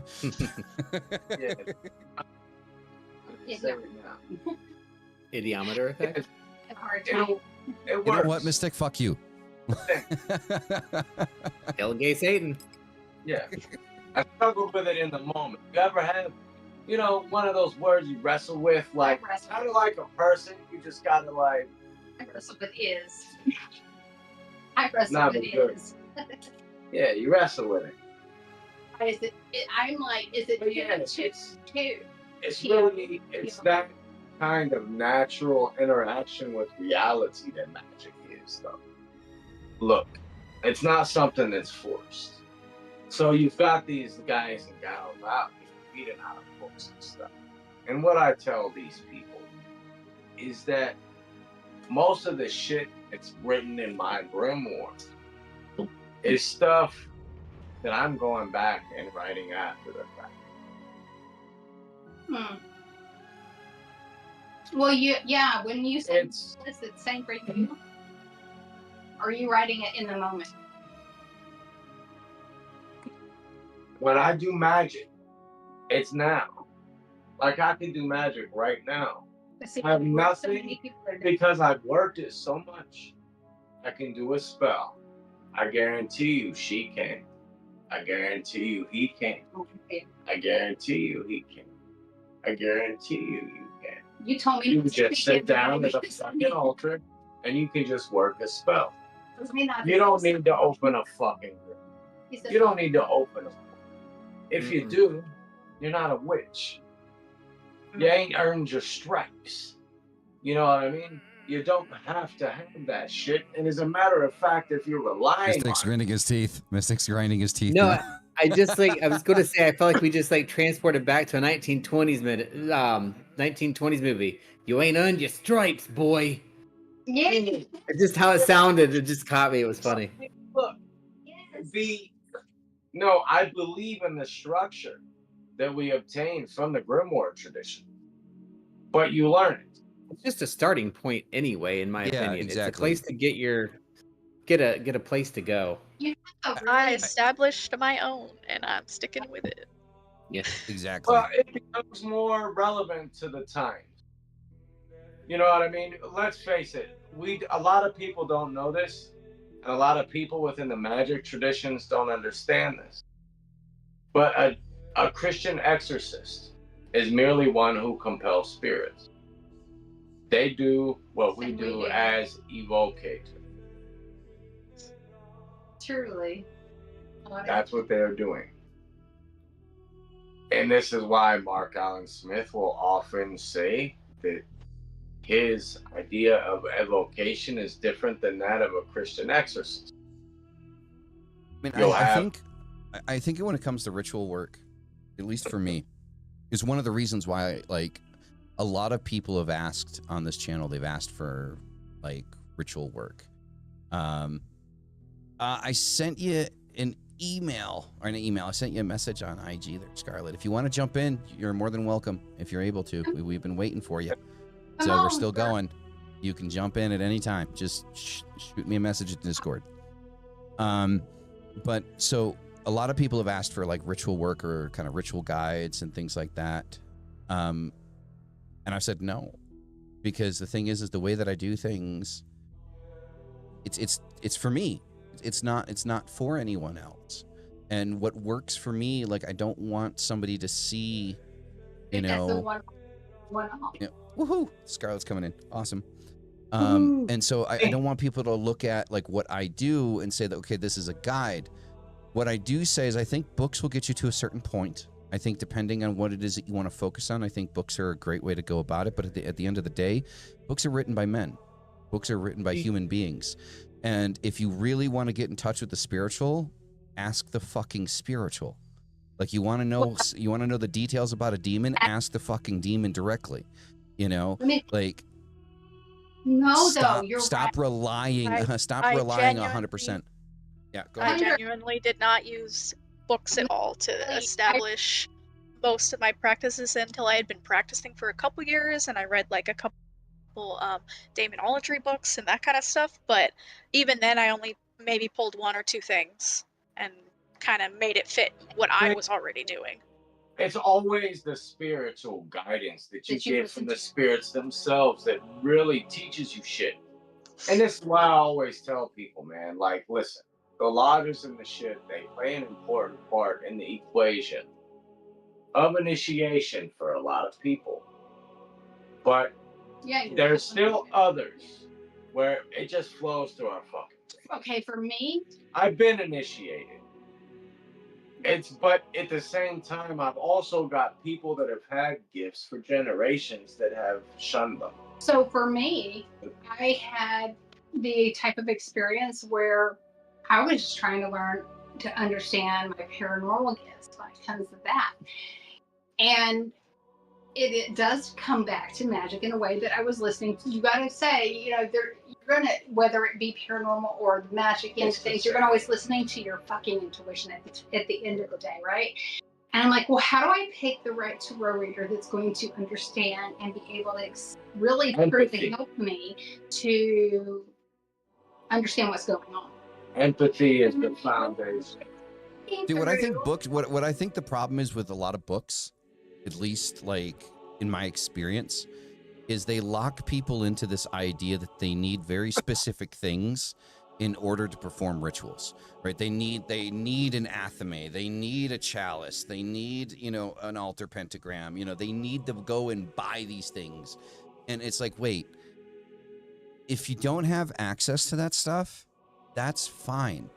There have been thousands of people throughout history that have done very powerful magic with a stick that they found on the fucking ground in the woods, right? Go ahead, Misty. Dang, practice magic while he was in lockup. Come on now. Yeah. Toothbrush. You do what you you use what you have available to you. And I remember when thinking, okay, well, how am I going to find somebody that can understand me? Because this is weird, and I don't want to feel like a weirdo. Because I was already feeling crazy because of the experiences I was going through at the time. I was having very physical interaction with something I couldn't explain. And I think it's even on my Twitter, but it's way back. But I have where you can look and see the video clips of this energetic thing. You watch the spirit go walking past, and this is it was caught on my camera for my ex, because I was actually afraid he was going to come in and break it. It was caught on my security camera, right? And I'm going, well, that's not human. And I go and get my kid that's smart and techie and shit, and I said, please explain this in a fucking scientific way. And he goes, I can't. He goes, and I'm honestly he said, I'm a little uncomfortable with this. Because he couldn't. He was working with the blinds trying to reenact it, right? And he couldn't. And so when I call, it's like, you've got to use your intuition. And I'm going, all right, I'm going to find the most crazy out there looking psychic there is. And here's one that's wearing the turban. She's like, she's worked for the Zaza hotel, right? I'm like, oh, this is it. This is her. And she was fucking for real. She knew her shit. She gave me an herbal cleanse to do when I got home, because she goes, oh honey, you're so connected, you don't even realize it. Do this. And I will never be able to explain what I experienced after doing that energetic cleanse. Our electricity went out. My kids were frightened because I wanted them to understand how to protect themselves too, so I had them doing we were all doing the physical cleaning. It was very weird for them. But it was weird. It was just Is that a good hit? my intuition at the end of the day. Are you okay? It got me where it's got me where I needed to be. We find what we need. Sorry. When we need to find it. And I think you're right, Mellis. It's at the end of the day. Well, it's unfortunately, it's created an industry, right? And I understand the need for obviously the need to make money and things like that. Like, I get that.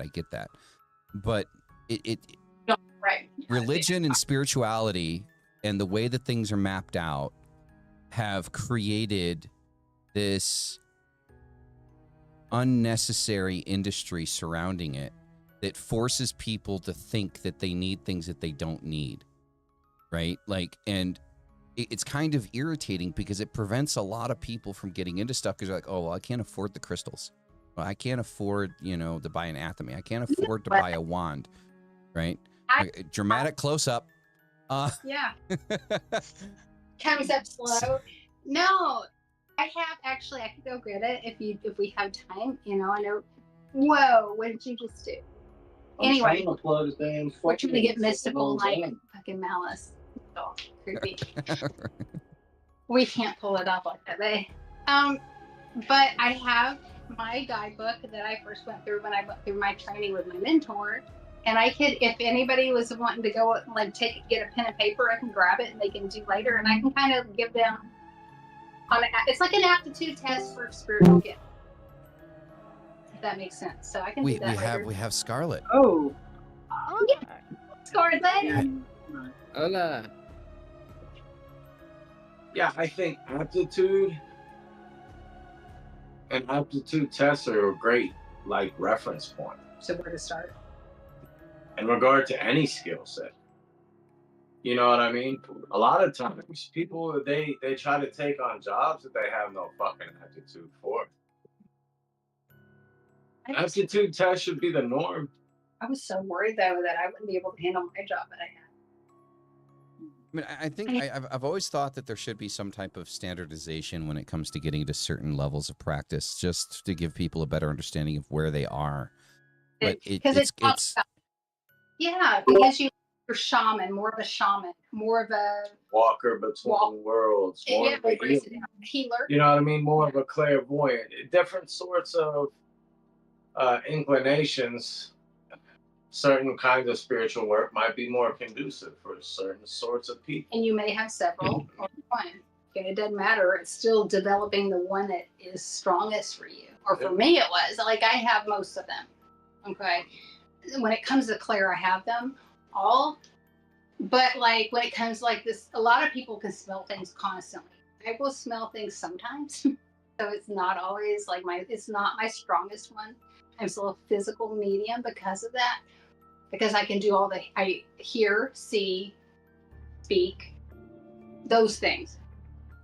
But it's not like they're all my biggest strengths. Like, I'm not some super, like, there's no super, in my opinion, psychic. It's just, there's preferred methods for myself.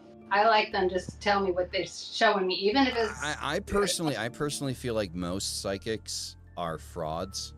That's just my opinion. I mean, I know it's kind of harsh to say that, but I do think that most are frauds. I think most pry on people in a weak mental state.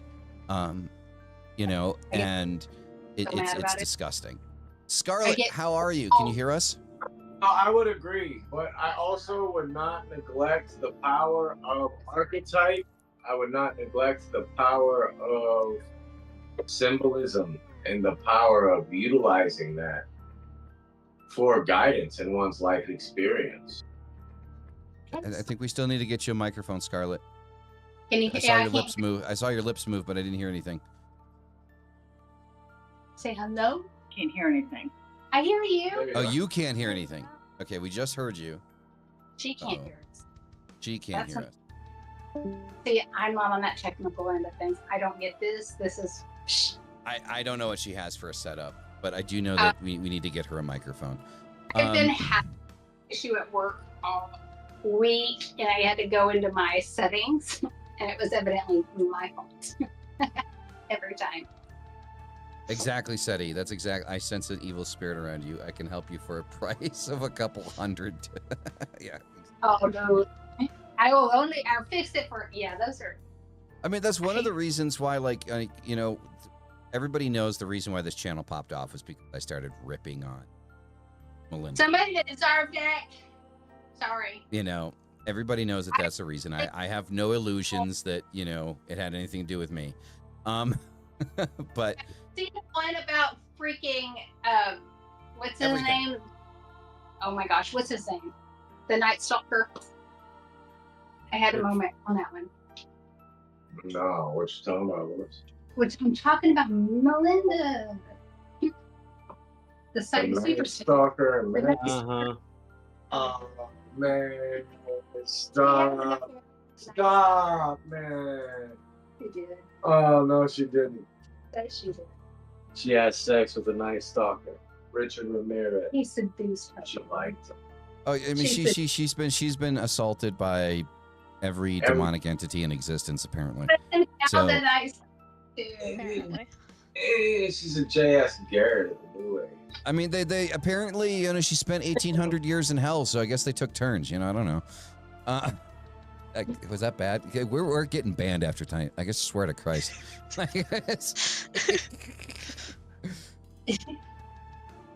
Hold on a second. But She got a teddy bear. I she bet. does. You know, she got a teddy bear. That's what she did.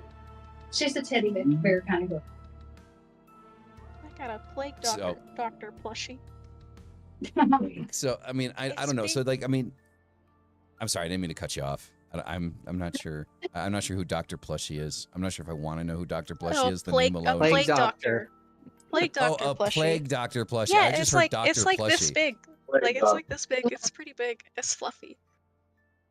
Oh yeah, I like plague doctors. Plague doctors are cool. They are. I got a So- plague doctor. My- Let's go over there. My boss actually has a plague doctor plushie. Every time we're in a meeting, I see it behind her head. Yeah. That's so great. So yeah. My But boss is bad. right. Totally different. But yeah, I don't know. Like, I think psychics take just like most people that claim to be psychic, just kind of It's take gross. advantage of people. I think if you're actually psychic, I honestly believe that like most people don't even mention it, like when they actually are. Yeah. Let's talk about. Yeah, I don't. Let's define it. Right. Let's bring that into. Let's do that. Let's bring it into practical perspective. What does that mean to me? Okay. As a person who is intuitive, okay, I'm empathic. I teach one thing. Empathy is the foundation of all psychic faculty. It's pretty much your ability to see and feel things from another person's perspective. This is a basic, fundamental human thing that people seem to overmystify. Right. So with us, I've actually said things before to him where he knew it was coming from Right, a but certain- it's the same reason I could also say when her son's about to talk about being sick, no, he could feel I can do it. But I will say, like a good friend of him that's like the same quote unquote. Can and you hear he us picked now? it up. A heart attack. Are you there?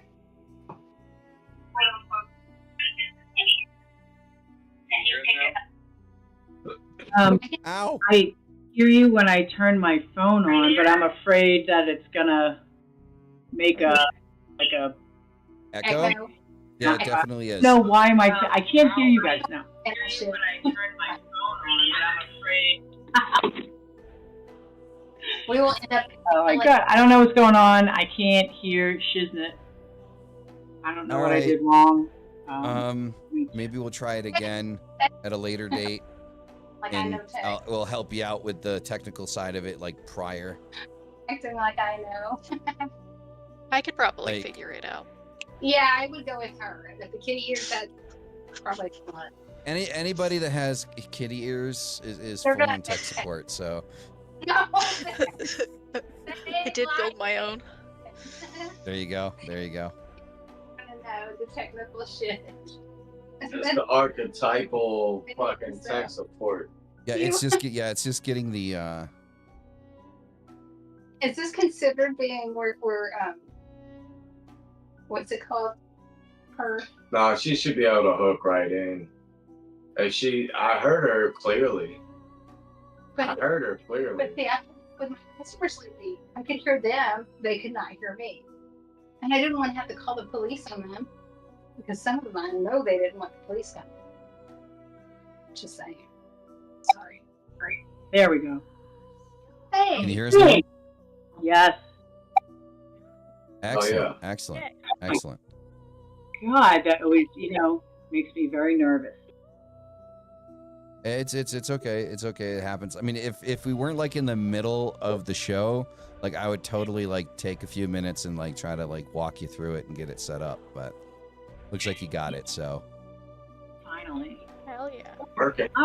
I'm an old woman, so you know, Oh, it takes me a hell little.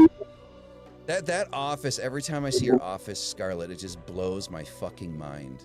Mm-hmm. It is I love I it. love it. Oh, goddamn incredible. I love it. God. Like, I'm just so jealous. Like, can we just take a minute just to appreciate that? For real.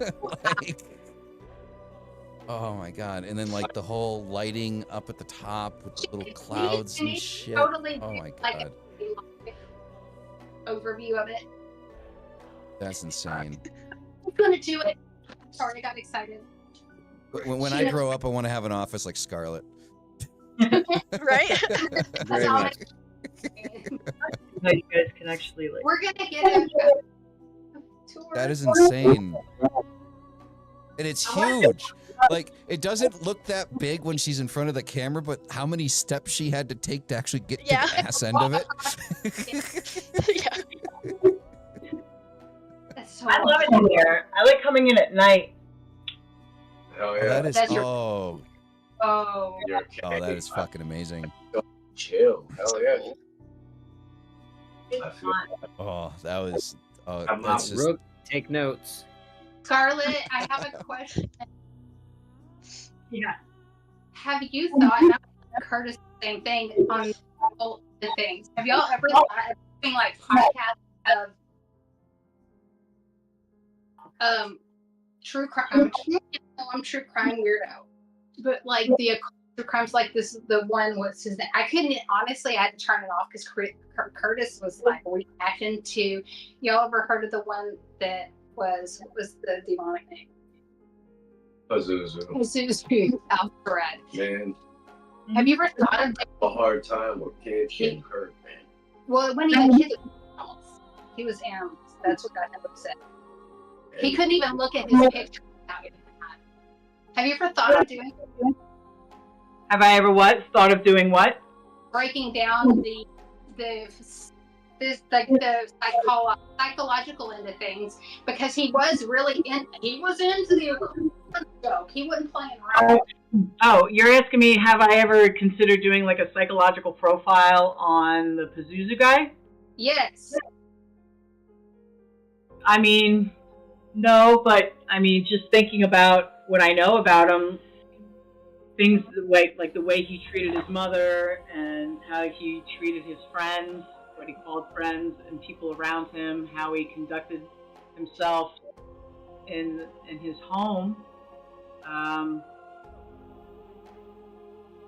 It's hard for me to pinpoint and say what exactly is going on, right? Because I don't know if So much. I think he was drug addict, right? Yes, man. So we're thinking about how he was treating his mother. What about starting with his mother? Like, it's most likely that he was cultivated, right? Logically. What do you mean cultivated? In other words, someone made him. Well, I mean, More aren't right? aren't we all made by somebody or something? Yes, that is true. So, but I mean, do I But- think he was Pazuzu incarnate? No, I Right. don't. I think he was mentally ill, and I think that he was a very tortured person, but in turn tortured other people. See, I would love to see, and I love seeing when the psychology breaks it apart, and you have also the underbelly of the occult, and I think it would just be neat to see it from, because there's so many different true crime now, and that's what I was telling Curtis. But people that are in the occult that can explain it and see from their own personal, perspective, as well as, and you got that extra of the psychological end of things that you could break it down. I just think that just an idea. So Yeah. Watch it. Oh, when I you. Oh, I see what you're saying. You're saying I should do a podcast like that. Oh, I don't know. Maybe, I don't know. Like I said, people need to be breaking this shit down, because to me it's so, I can't stand the guy, but like even Curtis goes, oh, This magic was real. How do you think he could go to jail before? He had missed jail. He'd only gone like gotten probation 100 times. How many people get probation over Yeah. going on? Well, not only with dead bodies, like Yes, it was so overstimulating. The stench of death was so overstimulating that they didn't even bother digging for actual bodies. They just thought it was him being a nasty fucker.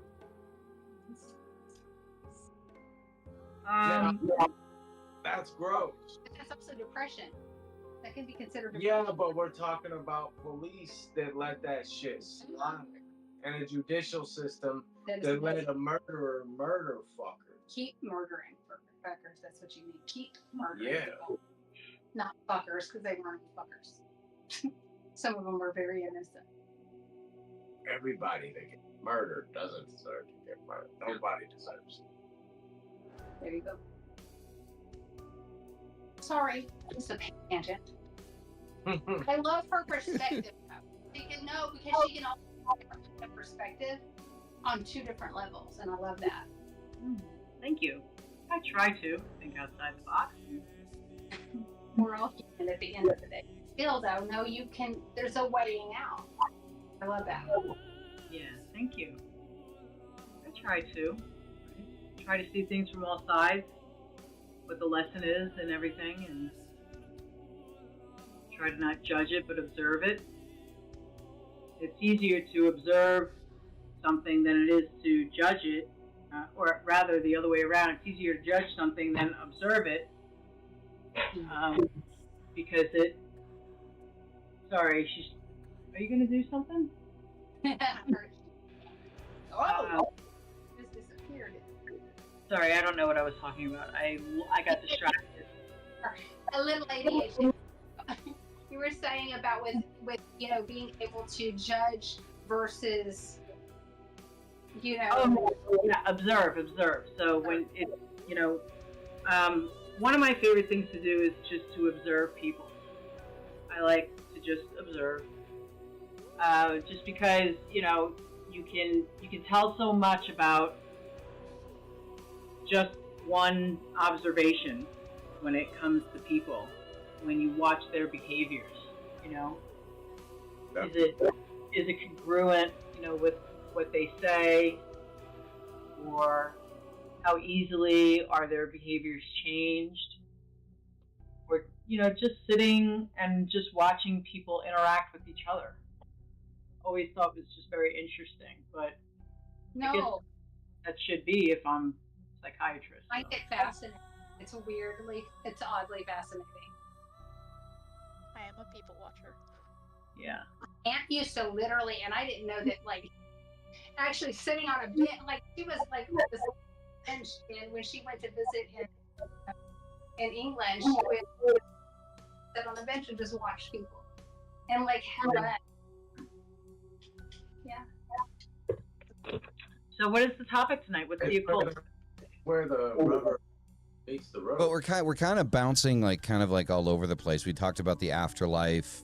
We talked about working rituals without relying on literature, relying on the spiritual rather than relying on things written by humans. So we're kind of going all over the place a little bit. What I really wanted to get into, now that we got mostly everybody here, was that a bong? No, not at all. She's like, no. She's like, no, that wasn't a bong. I don't know what you saw, but you didn't see what you thought you saw. Not you. That was definitely not what you thought. I just didn't want my joke on it because I didn't want it to break. Gotcha. Yeah. Yes, it was. What was your perspective, Alice? I'm a little overly observant sometimes. But what I did want to talk about is, because it's been a minute since we've all gotten together. And I know that, Mystic and Rook, I really wanted Rook on here. I don't know why Rook refuses to come on the show. It would be nice to get him on here. But the point being, wanted to talk about recent experiences that you've been doing, ritual work, things like that. things that you've learned, things that people might find, you know, interesting, that maybe because your own, you know, online careers haven't been so active, except for like Curtis. Curtis is online almost all the time, even though he doesn't answer people when you send him a message. Like I have to reach out to his secretary / girlfriend / wife / confidant in order to get a hold of him. You know, so He was like, "Who is this Atticus Dave dude?" you weren't prepared. All right, so look, what we'll do is I'll go around and I'll just ask each of you, and we'll kind of go through what we got, what we have going on for experiences. So, Brooke, I'm gonna start with you. Okay. Oh gosh. So recently, honestly, I've been more focused on like my mental health and things. I started going to therapy. Okay. And I kind of came to that conclusion. So I actually very recently have kind of took a step away, because I felt like, I don't know, I needed to really focus on my own mental health. So that's kind of what I've been doing recently. Okay. Been in therapy for like 6 months now, I think. So Hey, I mean, nobody's gonna knock that. I mean, I think, you know, mental health is extremely important in order, especially in the occult. Like, I think you do need to be of sound mind, you know, especially when you're on the left-hand path with a lot of the things that we like to try to, you know, pull through. You know, we definitely need to be of sound mind in order to deal with the effects of that. yes. So, yeah, nobody here is gonna knock that at all. Scarlet, how about you? You mean like in general in life? What have I been doing? Well, like occult wise, like where are you on the occult meter these days? I am. I am engaged in another path working with the Four Kings.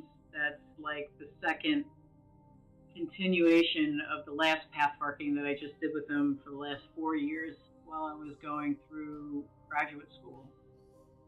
And it's almost the same thing, but it's structuring my practice and my protocol for therapy, as well as now integrating like more of teaching time from them instead of my school.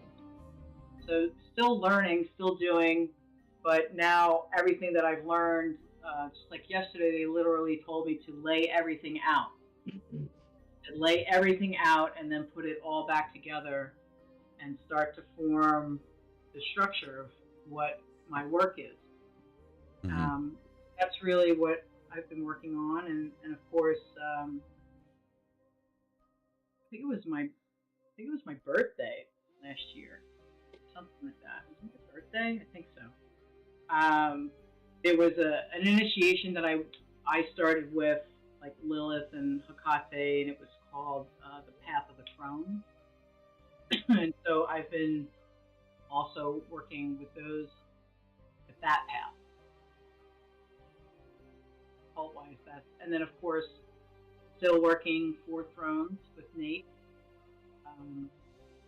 thinking about new rituals to add to that process and how more refinement can come from what we've been doing already since 2016. And, you know, just everybody's evolving and still trying to get our temple stuff together with flooring and everything like that. That should be coming soon. We had to put that on hold because of me graduating. Right. The end of my school, it was really crazy around here. And then after I graduated, because I had to wait for my licensing and paperwork to go through, we were struggling because we were like just living off of our savings. Right. But now everything's starting to pick up again, and my caseload is picking up and everything like that, and I'm getting regular clients and everything. So it's just really getting all of that set and moving forward and finding my niche and what I'll be doing and taking it apart just to put it back together. I mean, that's great. I mean, finding that balance, right? Yes, exactly. Finding that Yeah. balance. Yeah. Awesome. That's awesome. I love it. Absolutely love it. And, Mystic, I'm curious with you, right? Because the Mystic, when in these situations, he likes to listen, right? He likes to take things in. He likes to learn. But I do know that him and Brooke have been digging deeper into the left-hand path. So where do you find yourself, Mystic, right now with the left-hand path? Like beyond like the research aspect and looking into it, like do you find yourself occasionally leaning that direction? You had mentioned something to me in private. I don't know if that's something that you want to talk about, so I'm not going to bring it up, but like in specific. But if you'd like to talk about that, that would also be highly interesting. Sure. First, I'm going to go back to talking about books. Okay. Agree that there are a lot of books out there and things out there that have a way of things. However, it must be said, in my opinion, that books are one of the best ways to gather new information. And while yes, there's a thing about not trying to follow somebody else's path exactly as a human has written it, there's also a thing of reading and then determining whether that will inform or disinform your practice. And that philosophy, that growth that you get from that is invaluable, especially when you don't have resources that some other people may have. So just wanted to point that out. No, that's true. It's just really important to me. So I'm a reader. I like to read lots of stuff. And I can say of the books that I've read from the left-hand path, quite a few, trying to get my Goodreads numbers back up because I'm way behind.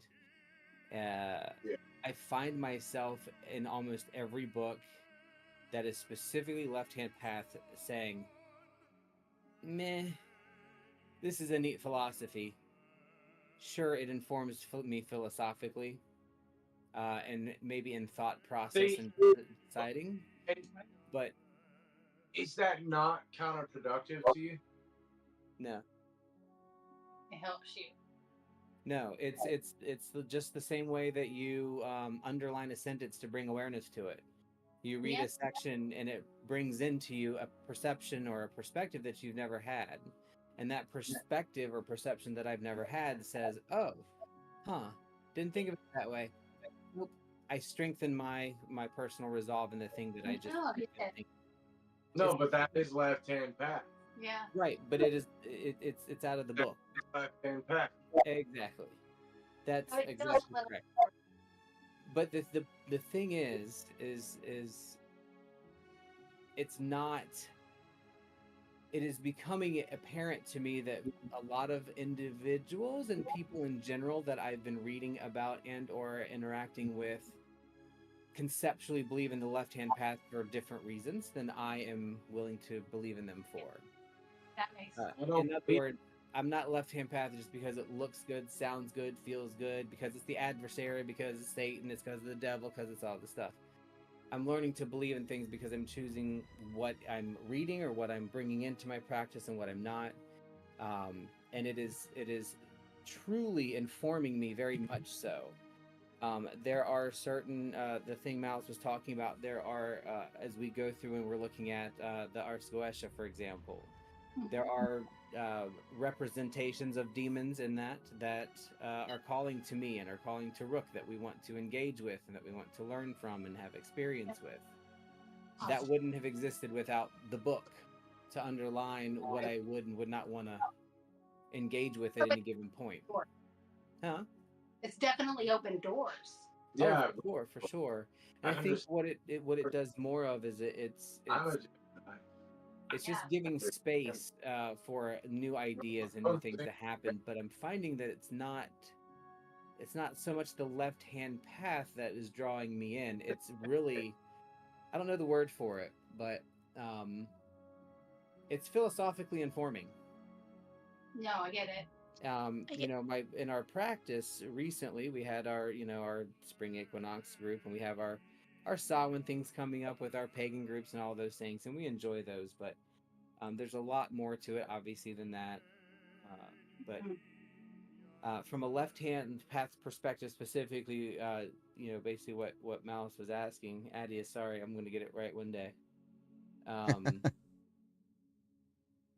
I find myself agreeing with many more things than not with the left-hand path. But I would have fully rejected it if I would have gone off what people were telling me versus what I'm reading. And not just what I'm reading because somebody wrote it. It's what I'm reading because I'm pulling the information in and evaluating it myself. When I read a book, I read it like it's a textbook. I don't care what it is. I read it, I look at the section, and then I write my notes down. I have hundreds of pages of notes about how I interpret them and bring them into that practice. So, Me, it's always about this, the interaction. Can that happen or not? Can this happen effectively or not? absolutely, yeah. I'm not. So the most important thing in all of it is the discussion. Human empathy, in my opinion. Yeah. And the thing is for me, like, the discussions are great. Like, that's truly where you get to hammer out kind of the reading and stuff is really that fine tune or that coarse tuning knob on the microscope, right? You're just getting it close to the slide. The discussion is where you kind of take the little knob and kind of dial in on the actual cells of the organism. I think it's important for people to read. I used to enjoy reading. I still do enjoy reading. The issue is, me as an occult author, I choose to not read other occult authors because I don't want to be influenced by other occult authors. Sorry, we have There's loud hillbilly. There's hillbilly issues going on. We've got hillbilly issues going on. But so it's that's embarrassing. I am about everybody's self-actualization through their spiritual. That's ultimately what it should equate to. Mm-hmm. It doesn't matter what that vehicle is. You see, we're all going to, at a psychological level, tend to veer towards something that is geared towards being a vehicle of our psychology. That's what mythology is. My observation of it. Right. It's my opinion. It's not clinically correct.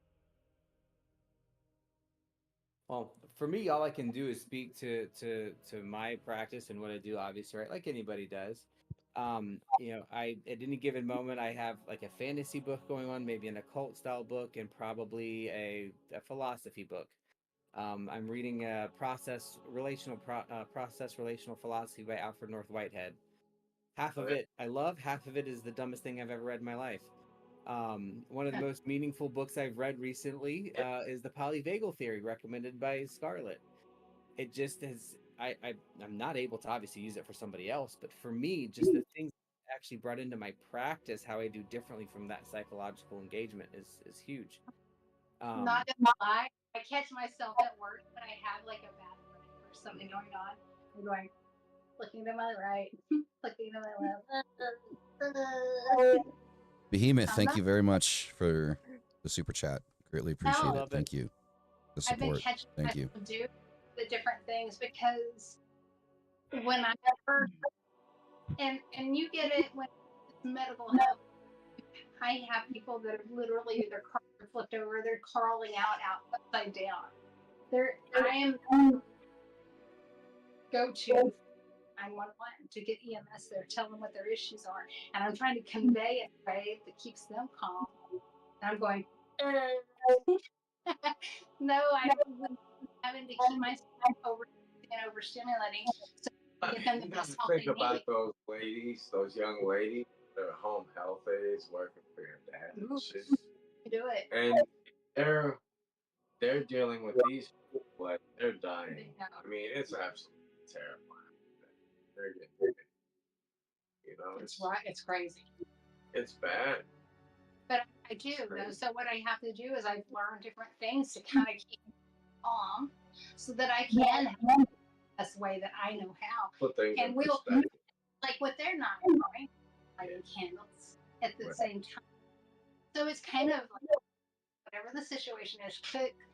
I get my sigils out, and do what I need to do on both ends. Once she got hired on, printed her off the seal of the 7 archangels, the seal of Raphael, and the seal of Michael. Because a lot of times I'm dealing with wrecks, like some bad wrecks.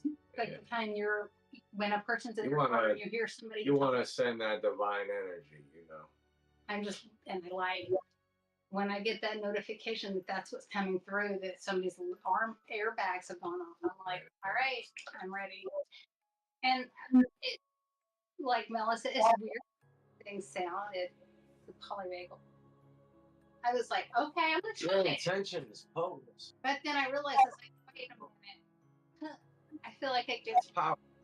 Release more. Yeah. That positive intention. And maybe she needs to explain it because everybody's like, what are they talking about? Oh, right. Really? Or cat. Sorry. Come on, man. Oh, I was wondering what that was. This is a big ball of fur just kind of. This is Orion. I named her after the Will Smith movie. She's our kitty cat that's connected to the universe. That is one thing I've always I hear a lot of people, even in the left-hand path, talk about is, the idea or concept of divine energy. And I have such a hard time connecting to that concept. I have such difficulty. So again, this is probably going to be something that's going to piss off a lot of people, but I mean, it's just me, right? So when you're going to beat me, is that what you just said? I think he just said he was going to beat me and then he walked away. Oh, okay. I thought he said he was going to beat me. I was like, wait, what? Inside of myself, and I'm gonna get this out now before it leaves. The moment I heard Kurtis use the phrase divine energy, there is a literal rage inside of me. You're hearing what? Like a literal, almost like a sensation of absolute hatred that built up inside of me. Just hearing that phrase. That's the issue. That's divine energy. And this is the problem. Why don't you do something else with that? Turn it into something. Same. Because it's not a god. You've got to understand the tetragrammaton as a mathematical principle. Like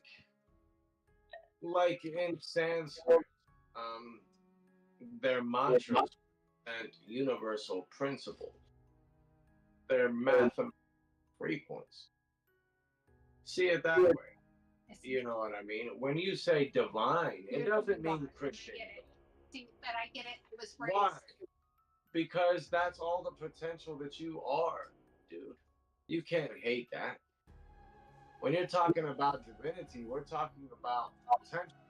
That's what you are as a human being. On the same end, you can curse, you can heal something. Yeah, I don't know where it comes from. It's not like an anger towards Kurtis or anything like that, but that. It's a knee-jerk response.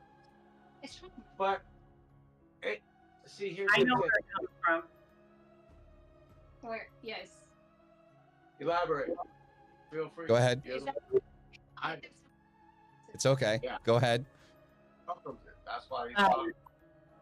It's because you're not adhering to the authentic self and the true meaning of the divine as it knows it.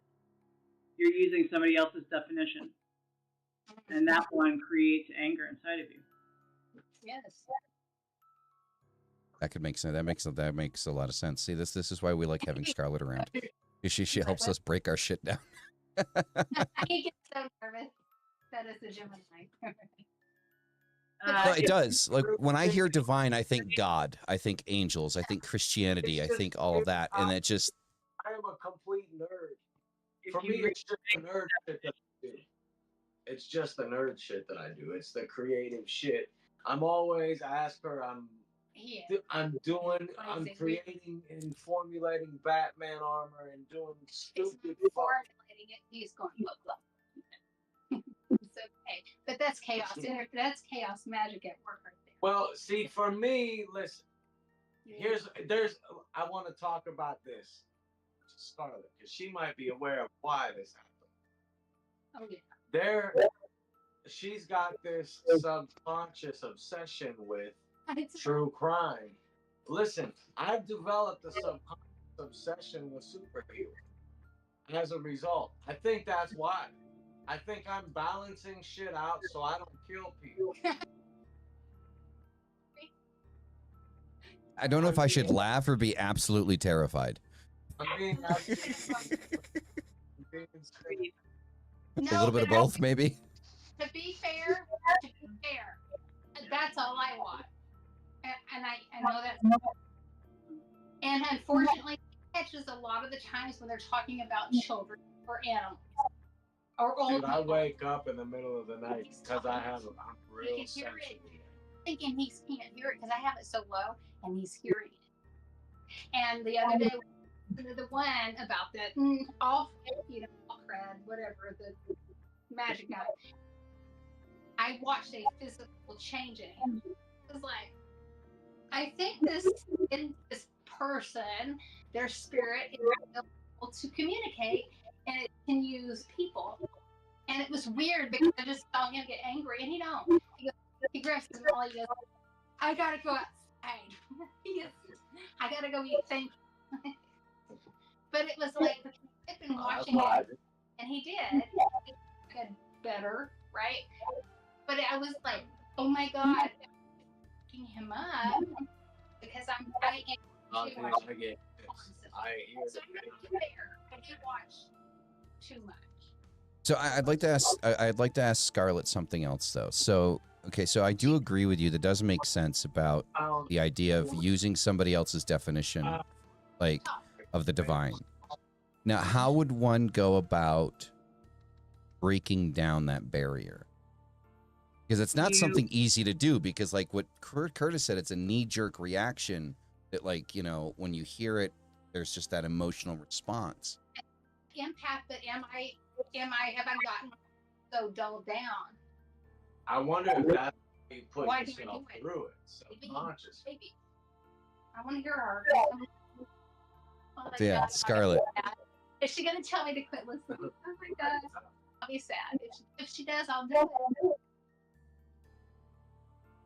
Go ahead, Scarlet. I have to answer the question again because I have ADHD and my meds are wearing off long ago. Sorry. So I'm wondering about how to like so when you said that my reaction to the divine is, you know. Yeah. I remember. Build Batman. Yeah, I was trying to. All right. So first you have to acknowledge the way that you see it. You see it now, and you notice how it makes you feel so angry. Yeah. Mm-hmm. So then you acknowledge that, right? And you have to hold space for that. It's a matter of being able to hold space for parts of the self that need to be heard and understood. So when we have like this self-doubt, self-talk, like abusive self-talk, is you gotta look at it like a defense mechanism. Right? It's like, how is this keeping me safe? How has this kept me safe? And again, remember that we live in and out of templates, like different types of relationship templates, or at least this is how I view it myself, because of how my brain works.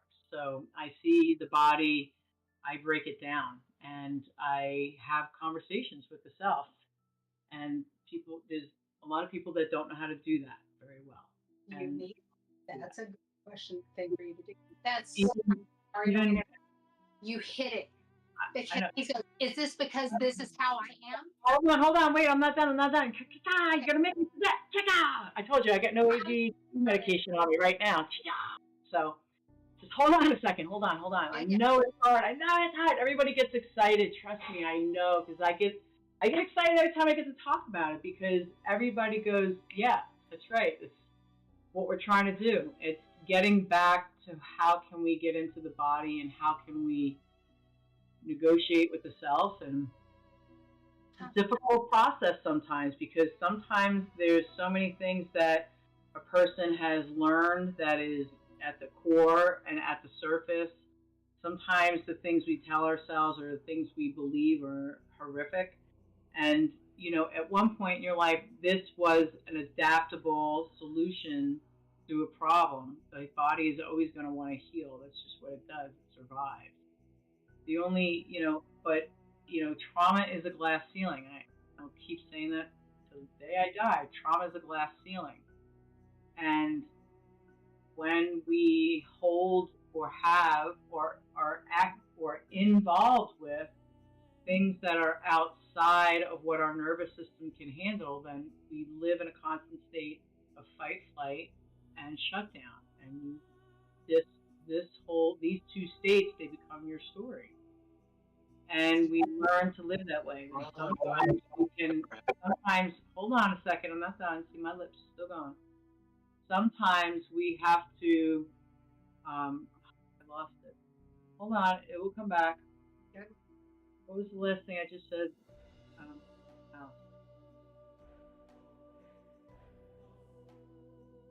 Well, whatever it was good. But you get the point. It's basically you have to get in touch with yourself, and you have to be able to have these conversations. So right now you have a definition, and I know because my mind used to go to the same thing when I heard. I've had the same discussion with myself. So I've learned, this is what I've learned in my experience. This is what I did to myself, basically. So when I tell people my theories, it's not only because it's like a lived experience sometimes, but it's also the evidence that I see in everything that I read and the people that I consult with or learn from and talk to and experience, especially still working in the substance use disorder population, and then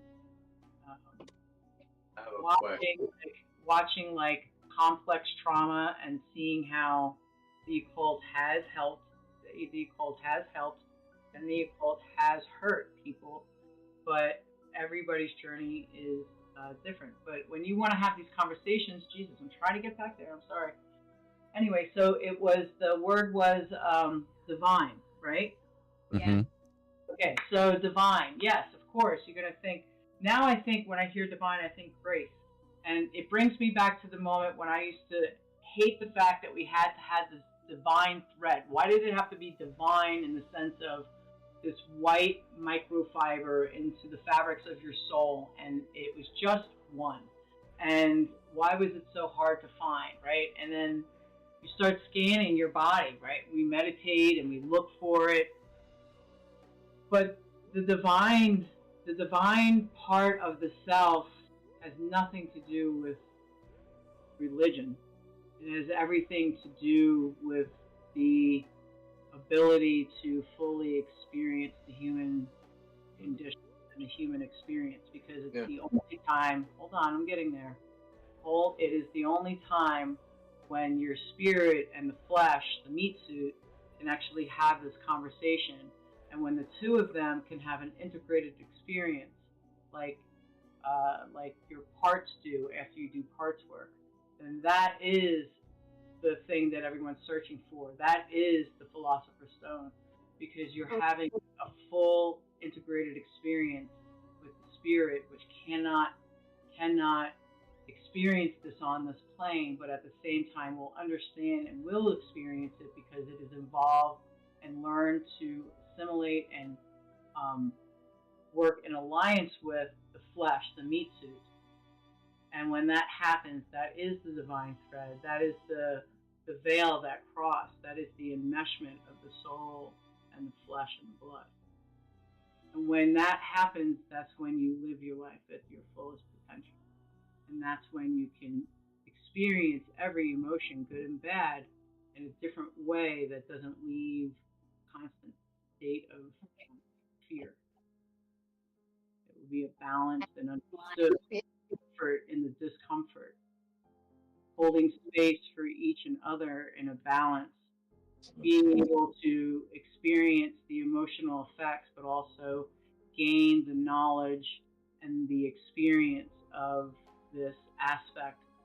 This is the thing that why in the legends they talk about this great war between those that are in the flesh and those that are not. Right. Love it. That's it. That's all I have to say. Go ahead. Yeah. Incredible. This is what you get after a whole full day of work. Silence. Kurtis is like, what? Sometimes I go, I know the Philosopher's Stone is monoatomic gold to me. I was from an initiate's perspective. I was shown. That's what it is. the Philosopher's Stone is anything that gets you into an integrated experience. It Well, can be anything. It can be a ring that you think will bring you and spirit together. It can be a rock you think is magic and it's going to get you there. I'm saying it's described as white powder. It's the vehicle. Gold. The reason why it's considered a stone is because it's impervious to fire. I'm just gonna notice. There's just alchemical truths that I'm talking about. It doesn't mean that there's not, philosophical. Well, I kind of thought, things. in my perspective, it's a stone because it's indestructible, because it's not anything that doesn't matter. It doesn't exist. And that is the whole journey of realizing that you had it the whole time. You just needed to. And I feel this is more important, like hitting towards Malice for whatever reason, because I heard him first say it. You just said it a third time, Scarlet, vehicle. Kurtis has said it. The word vehicle, what this is coming. It's a delivery system. It's a, well, in whatever answer. It's a necessary. This is just some answer to Medicine, alchemy, chemistry. There's a vehicular. There's a delivery. I'd like to say something really quick. I just want to say how much I appreciate the fact that we do have some very powerful personalities on this panel, and how respectful everyone is generally being, because I know when everyone has a very powerful personality, sometimes that's difficult. But I think you guys are doing great, and I really appreciate it. Love it. You know. No, this is beautiful. Should completely say my idea is bullshit. Right, but this is an example of what adulting is, and this is, I feel like it's a template of looking into how you can communicate with others and actually. Well, it's how we can have different because if you listen to Kurtis and you listen to Scarlet, there's a lot of overlapping similarities between what the two of you are saying. There are identifiable differences. But I definitely pick up on like a lot of similarities between like what the two of you are saying. I think your direction to get there is different, right? The path that you're walking to get there is different, but I think, the thing is, my perspective and my experience is my thing. I respect and know where she's going. I know what she's saying. Well, there's going to be other people and things the way he has understood them, and I want that to be most important. And you're going to be That's so and the fucking brick walls. My own experience is worthy Somebody playing music of my own merit. is a train. My own merit alone. See, like, I'm not I don't have anything to. That's a motor. My message is self-actualization. So me allowing Scarlet's light to shine where it may. well, I think it needs to exist. Like, I mean, so the perspective that you guys lay down, and this perspective that, for example, Scarlet's putting down, they're like I said, the path is slightly different. Like the way we're getting there is different, but I think they both need to exist simultaneously, right? Because I think with the direction that Scarlet is going, so me being a skeptical occultist, right? And I know a lot of people don't like that word, but I mean, that's what I am. Like, I'm the type of person that if you sit there and tell me that a demon's hand reached out and grabbed your nuts, like, I'm not going to believe you. Like, I'm not, it's just not, you know, I'm sorry, dude. Like, you know, I think you need some help. You know, that's just me, right? You know, that's just me. And excuse my vulgar language, you know, but I'm just being direct about it. But I personally think that the way that Scarlet goes about it is significantly more helpful to a lot more people, only because it deals with the fact that, like what we talked about earlier, trauma, right? Trauma is the trigger that kind of pushed a lot of us into this path. You know, all of us are, like I said, I would go as far as saying I believe that most people in the occult have some type of traumatic event behind it that pushed them into that direction, that triggered that opening, right? And just because that's what triggered the opening doesn't mean you need to hold on to the fucking thing. You know, like, it's open, you're there, you're in the spot, keep moving forward. But in order to keep moving forward, you need to be able to deal with the shit that you've piled up behind you, that you got a foot stuck in, before you can fully kind of get that momentum to move forward. And I think with the way that Scarlet goes about it, that's what it does. It makes you deal with your shit.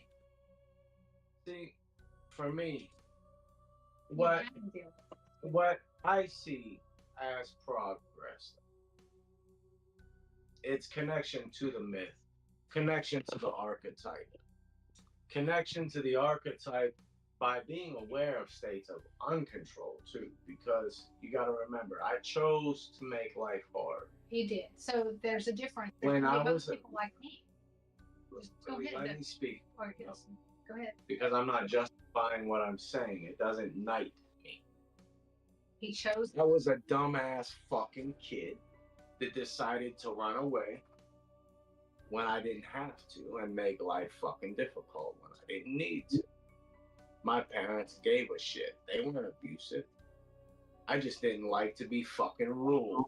I was antinomian mother by default. I didn't like to be told what the fuck to do. Now, I did still go to fuck school. My parents eventually just quit caring. I still kept doing what I was supposed to be doing. I still went to school. I was still part of the FFA. I was still part of VICA. I still excelled. He'll go to our family things and look like an alien. I still, to this day, seek to expand consciousness through learning. I saw my childhood education, especially in trade school, as an avenue for that. But listen, as a kid, I saw Batman 1989. I said, I want to know how they do that shit. Now I'm doing it. Like, I am living childhood dreams now. I am watching Bonnie work a job that she completely loves and adores as compared to the previous one that she's like, what is success? It's always going to be a subjective thing in everybody's eyes. What is wealth? Listen, I walk every day and charge a mala, and I can recite every day 108 different things that I'm grateful for. That's amazing. It's the foundation of my psychiatric fucking health. Keeps me grounded, keeps shit in perspective. Now, Lets me know I have reasons to fucking live. That right there,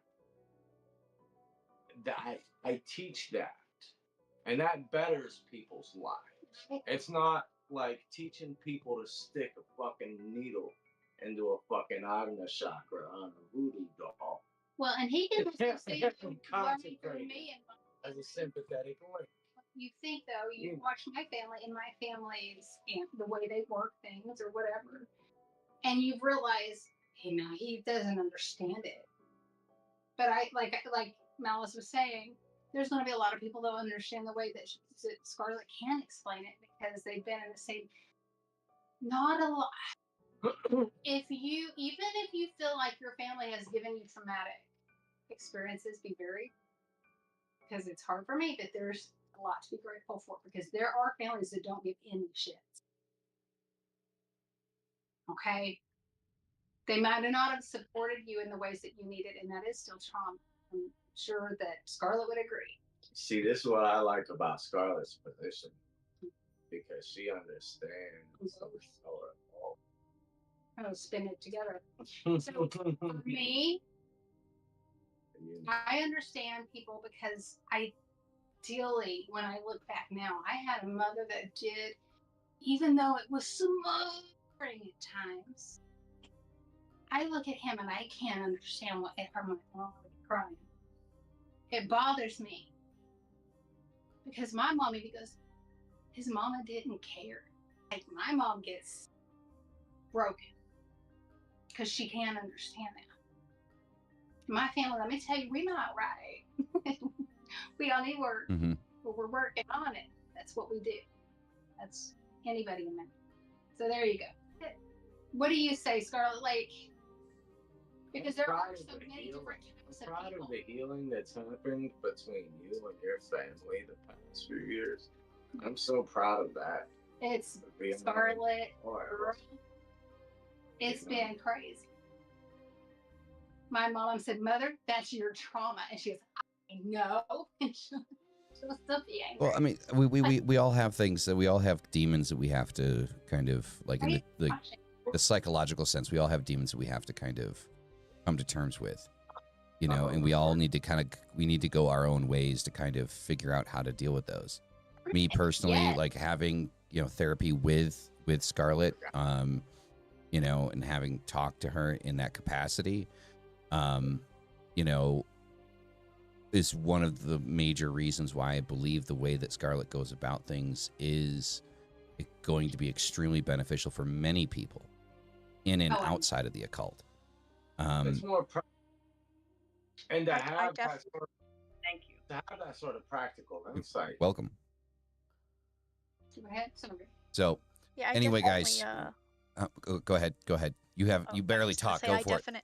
I know. I was just saying, I definitely, I guess, subscribe to what Scarlet is saying, because that's typically how I like conduct myself. I have a lot of talks with myself, and try to like make space for it.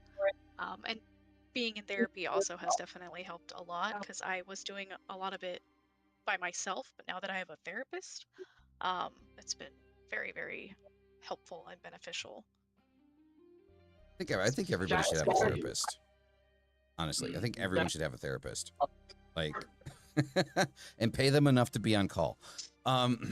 So, you know, so if you got a problem, you can just give them a ring. Anyway, guys, we're gonna call it right there because we've been on for almost 3 hours, which definitely most any of our other shit.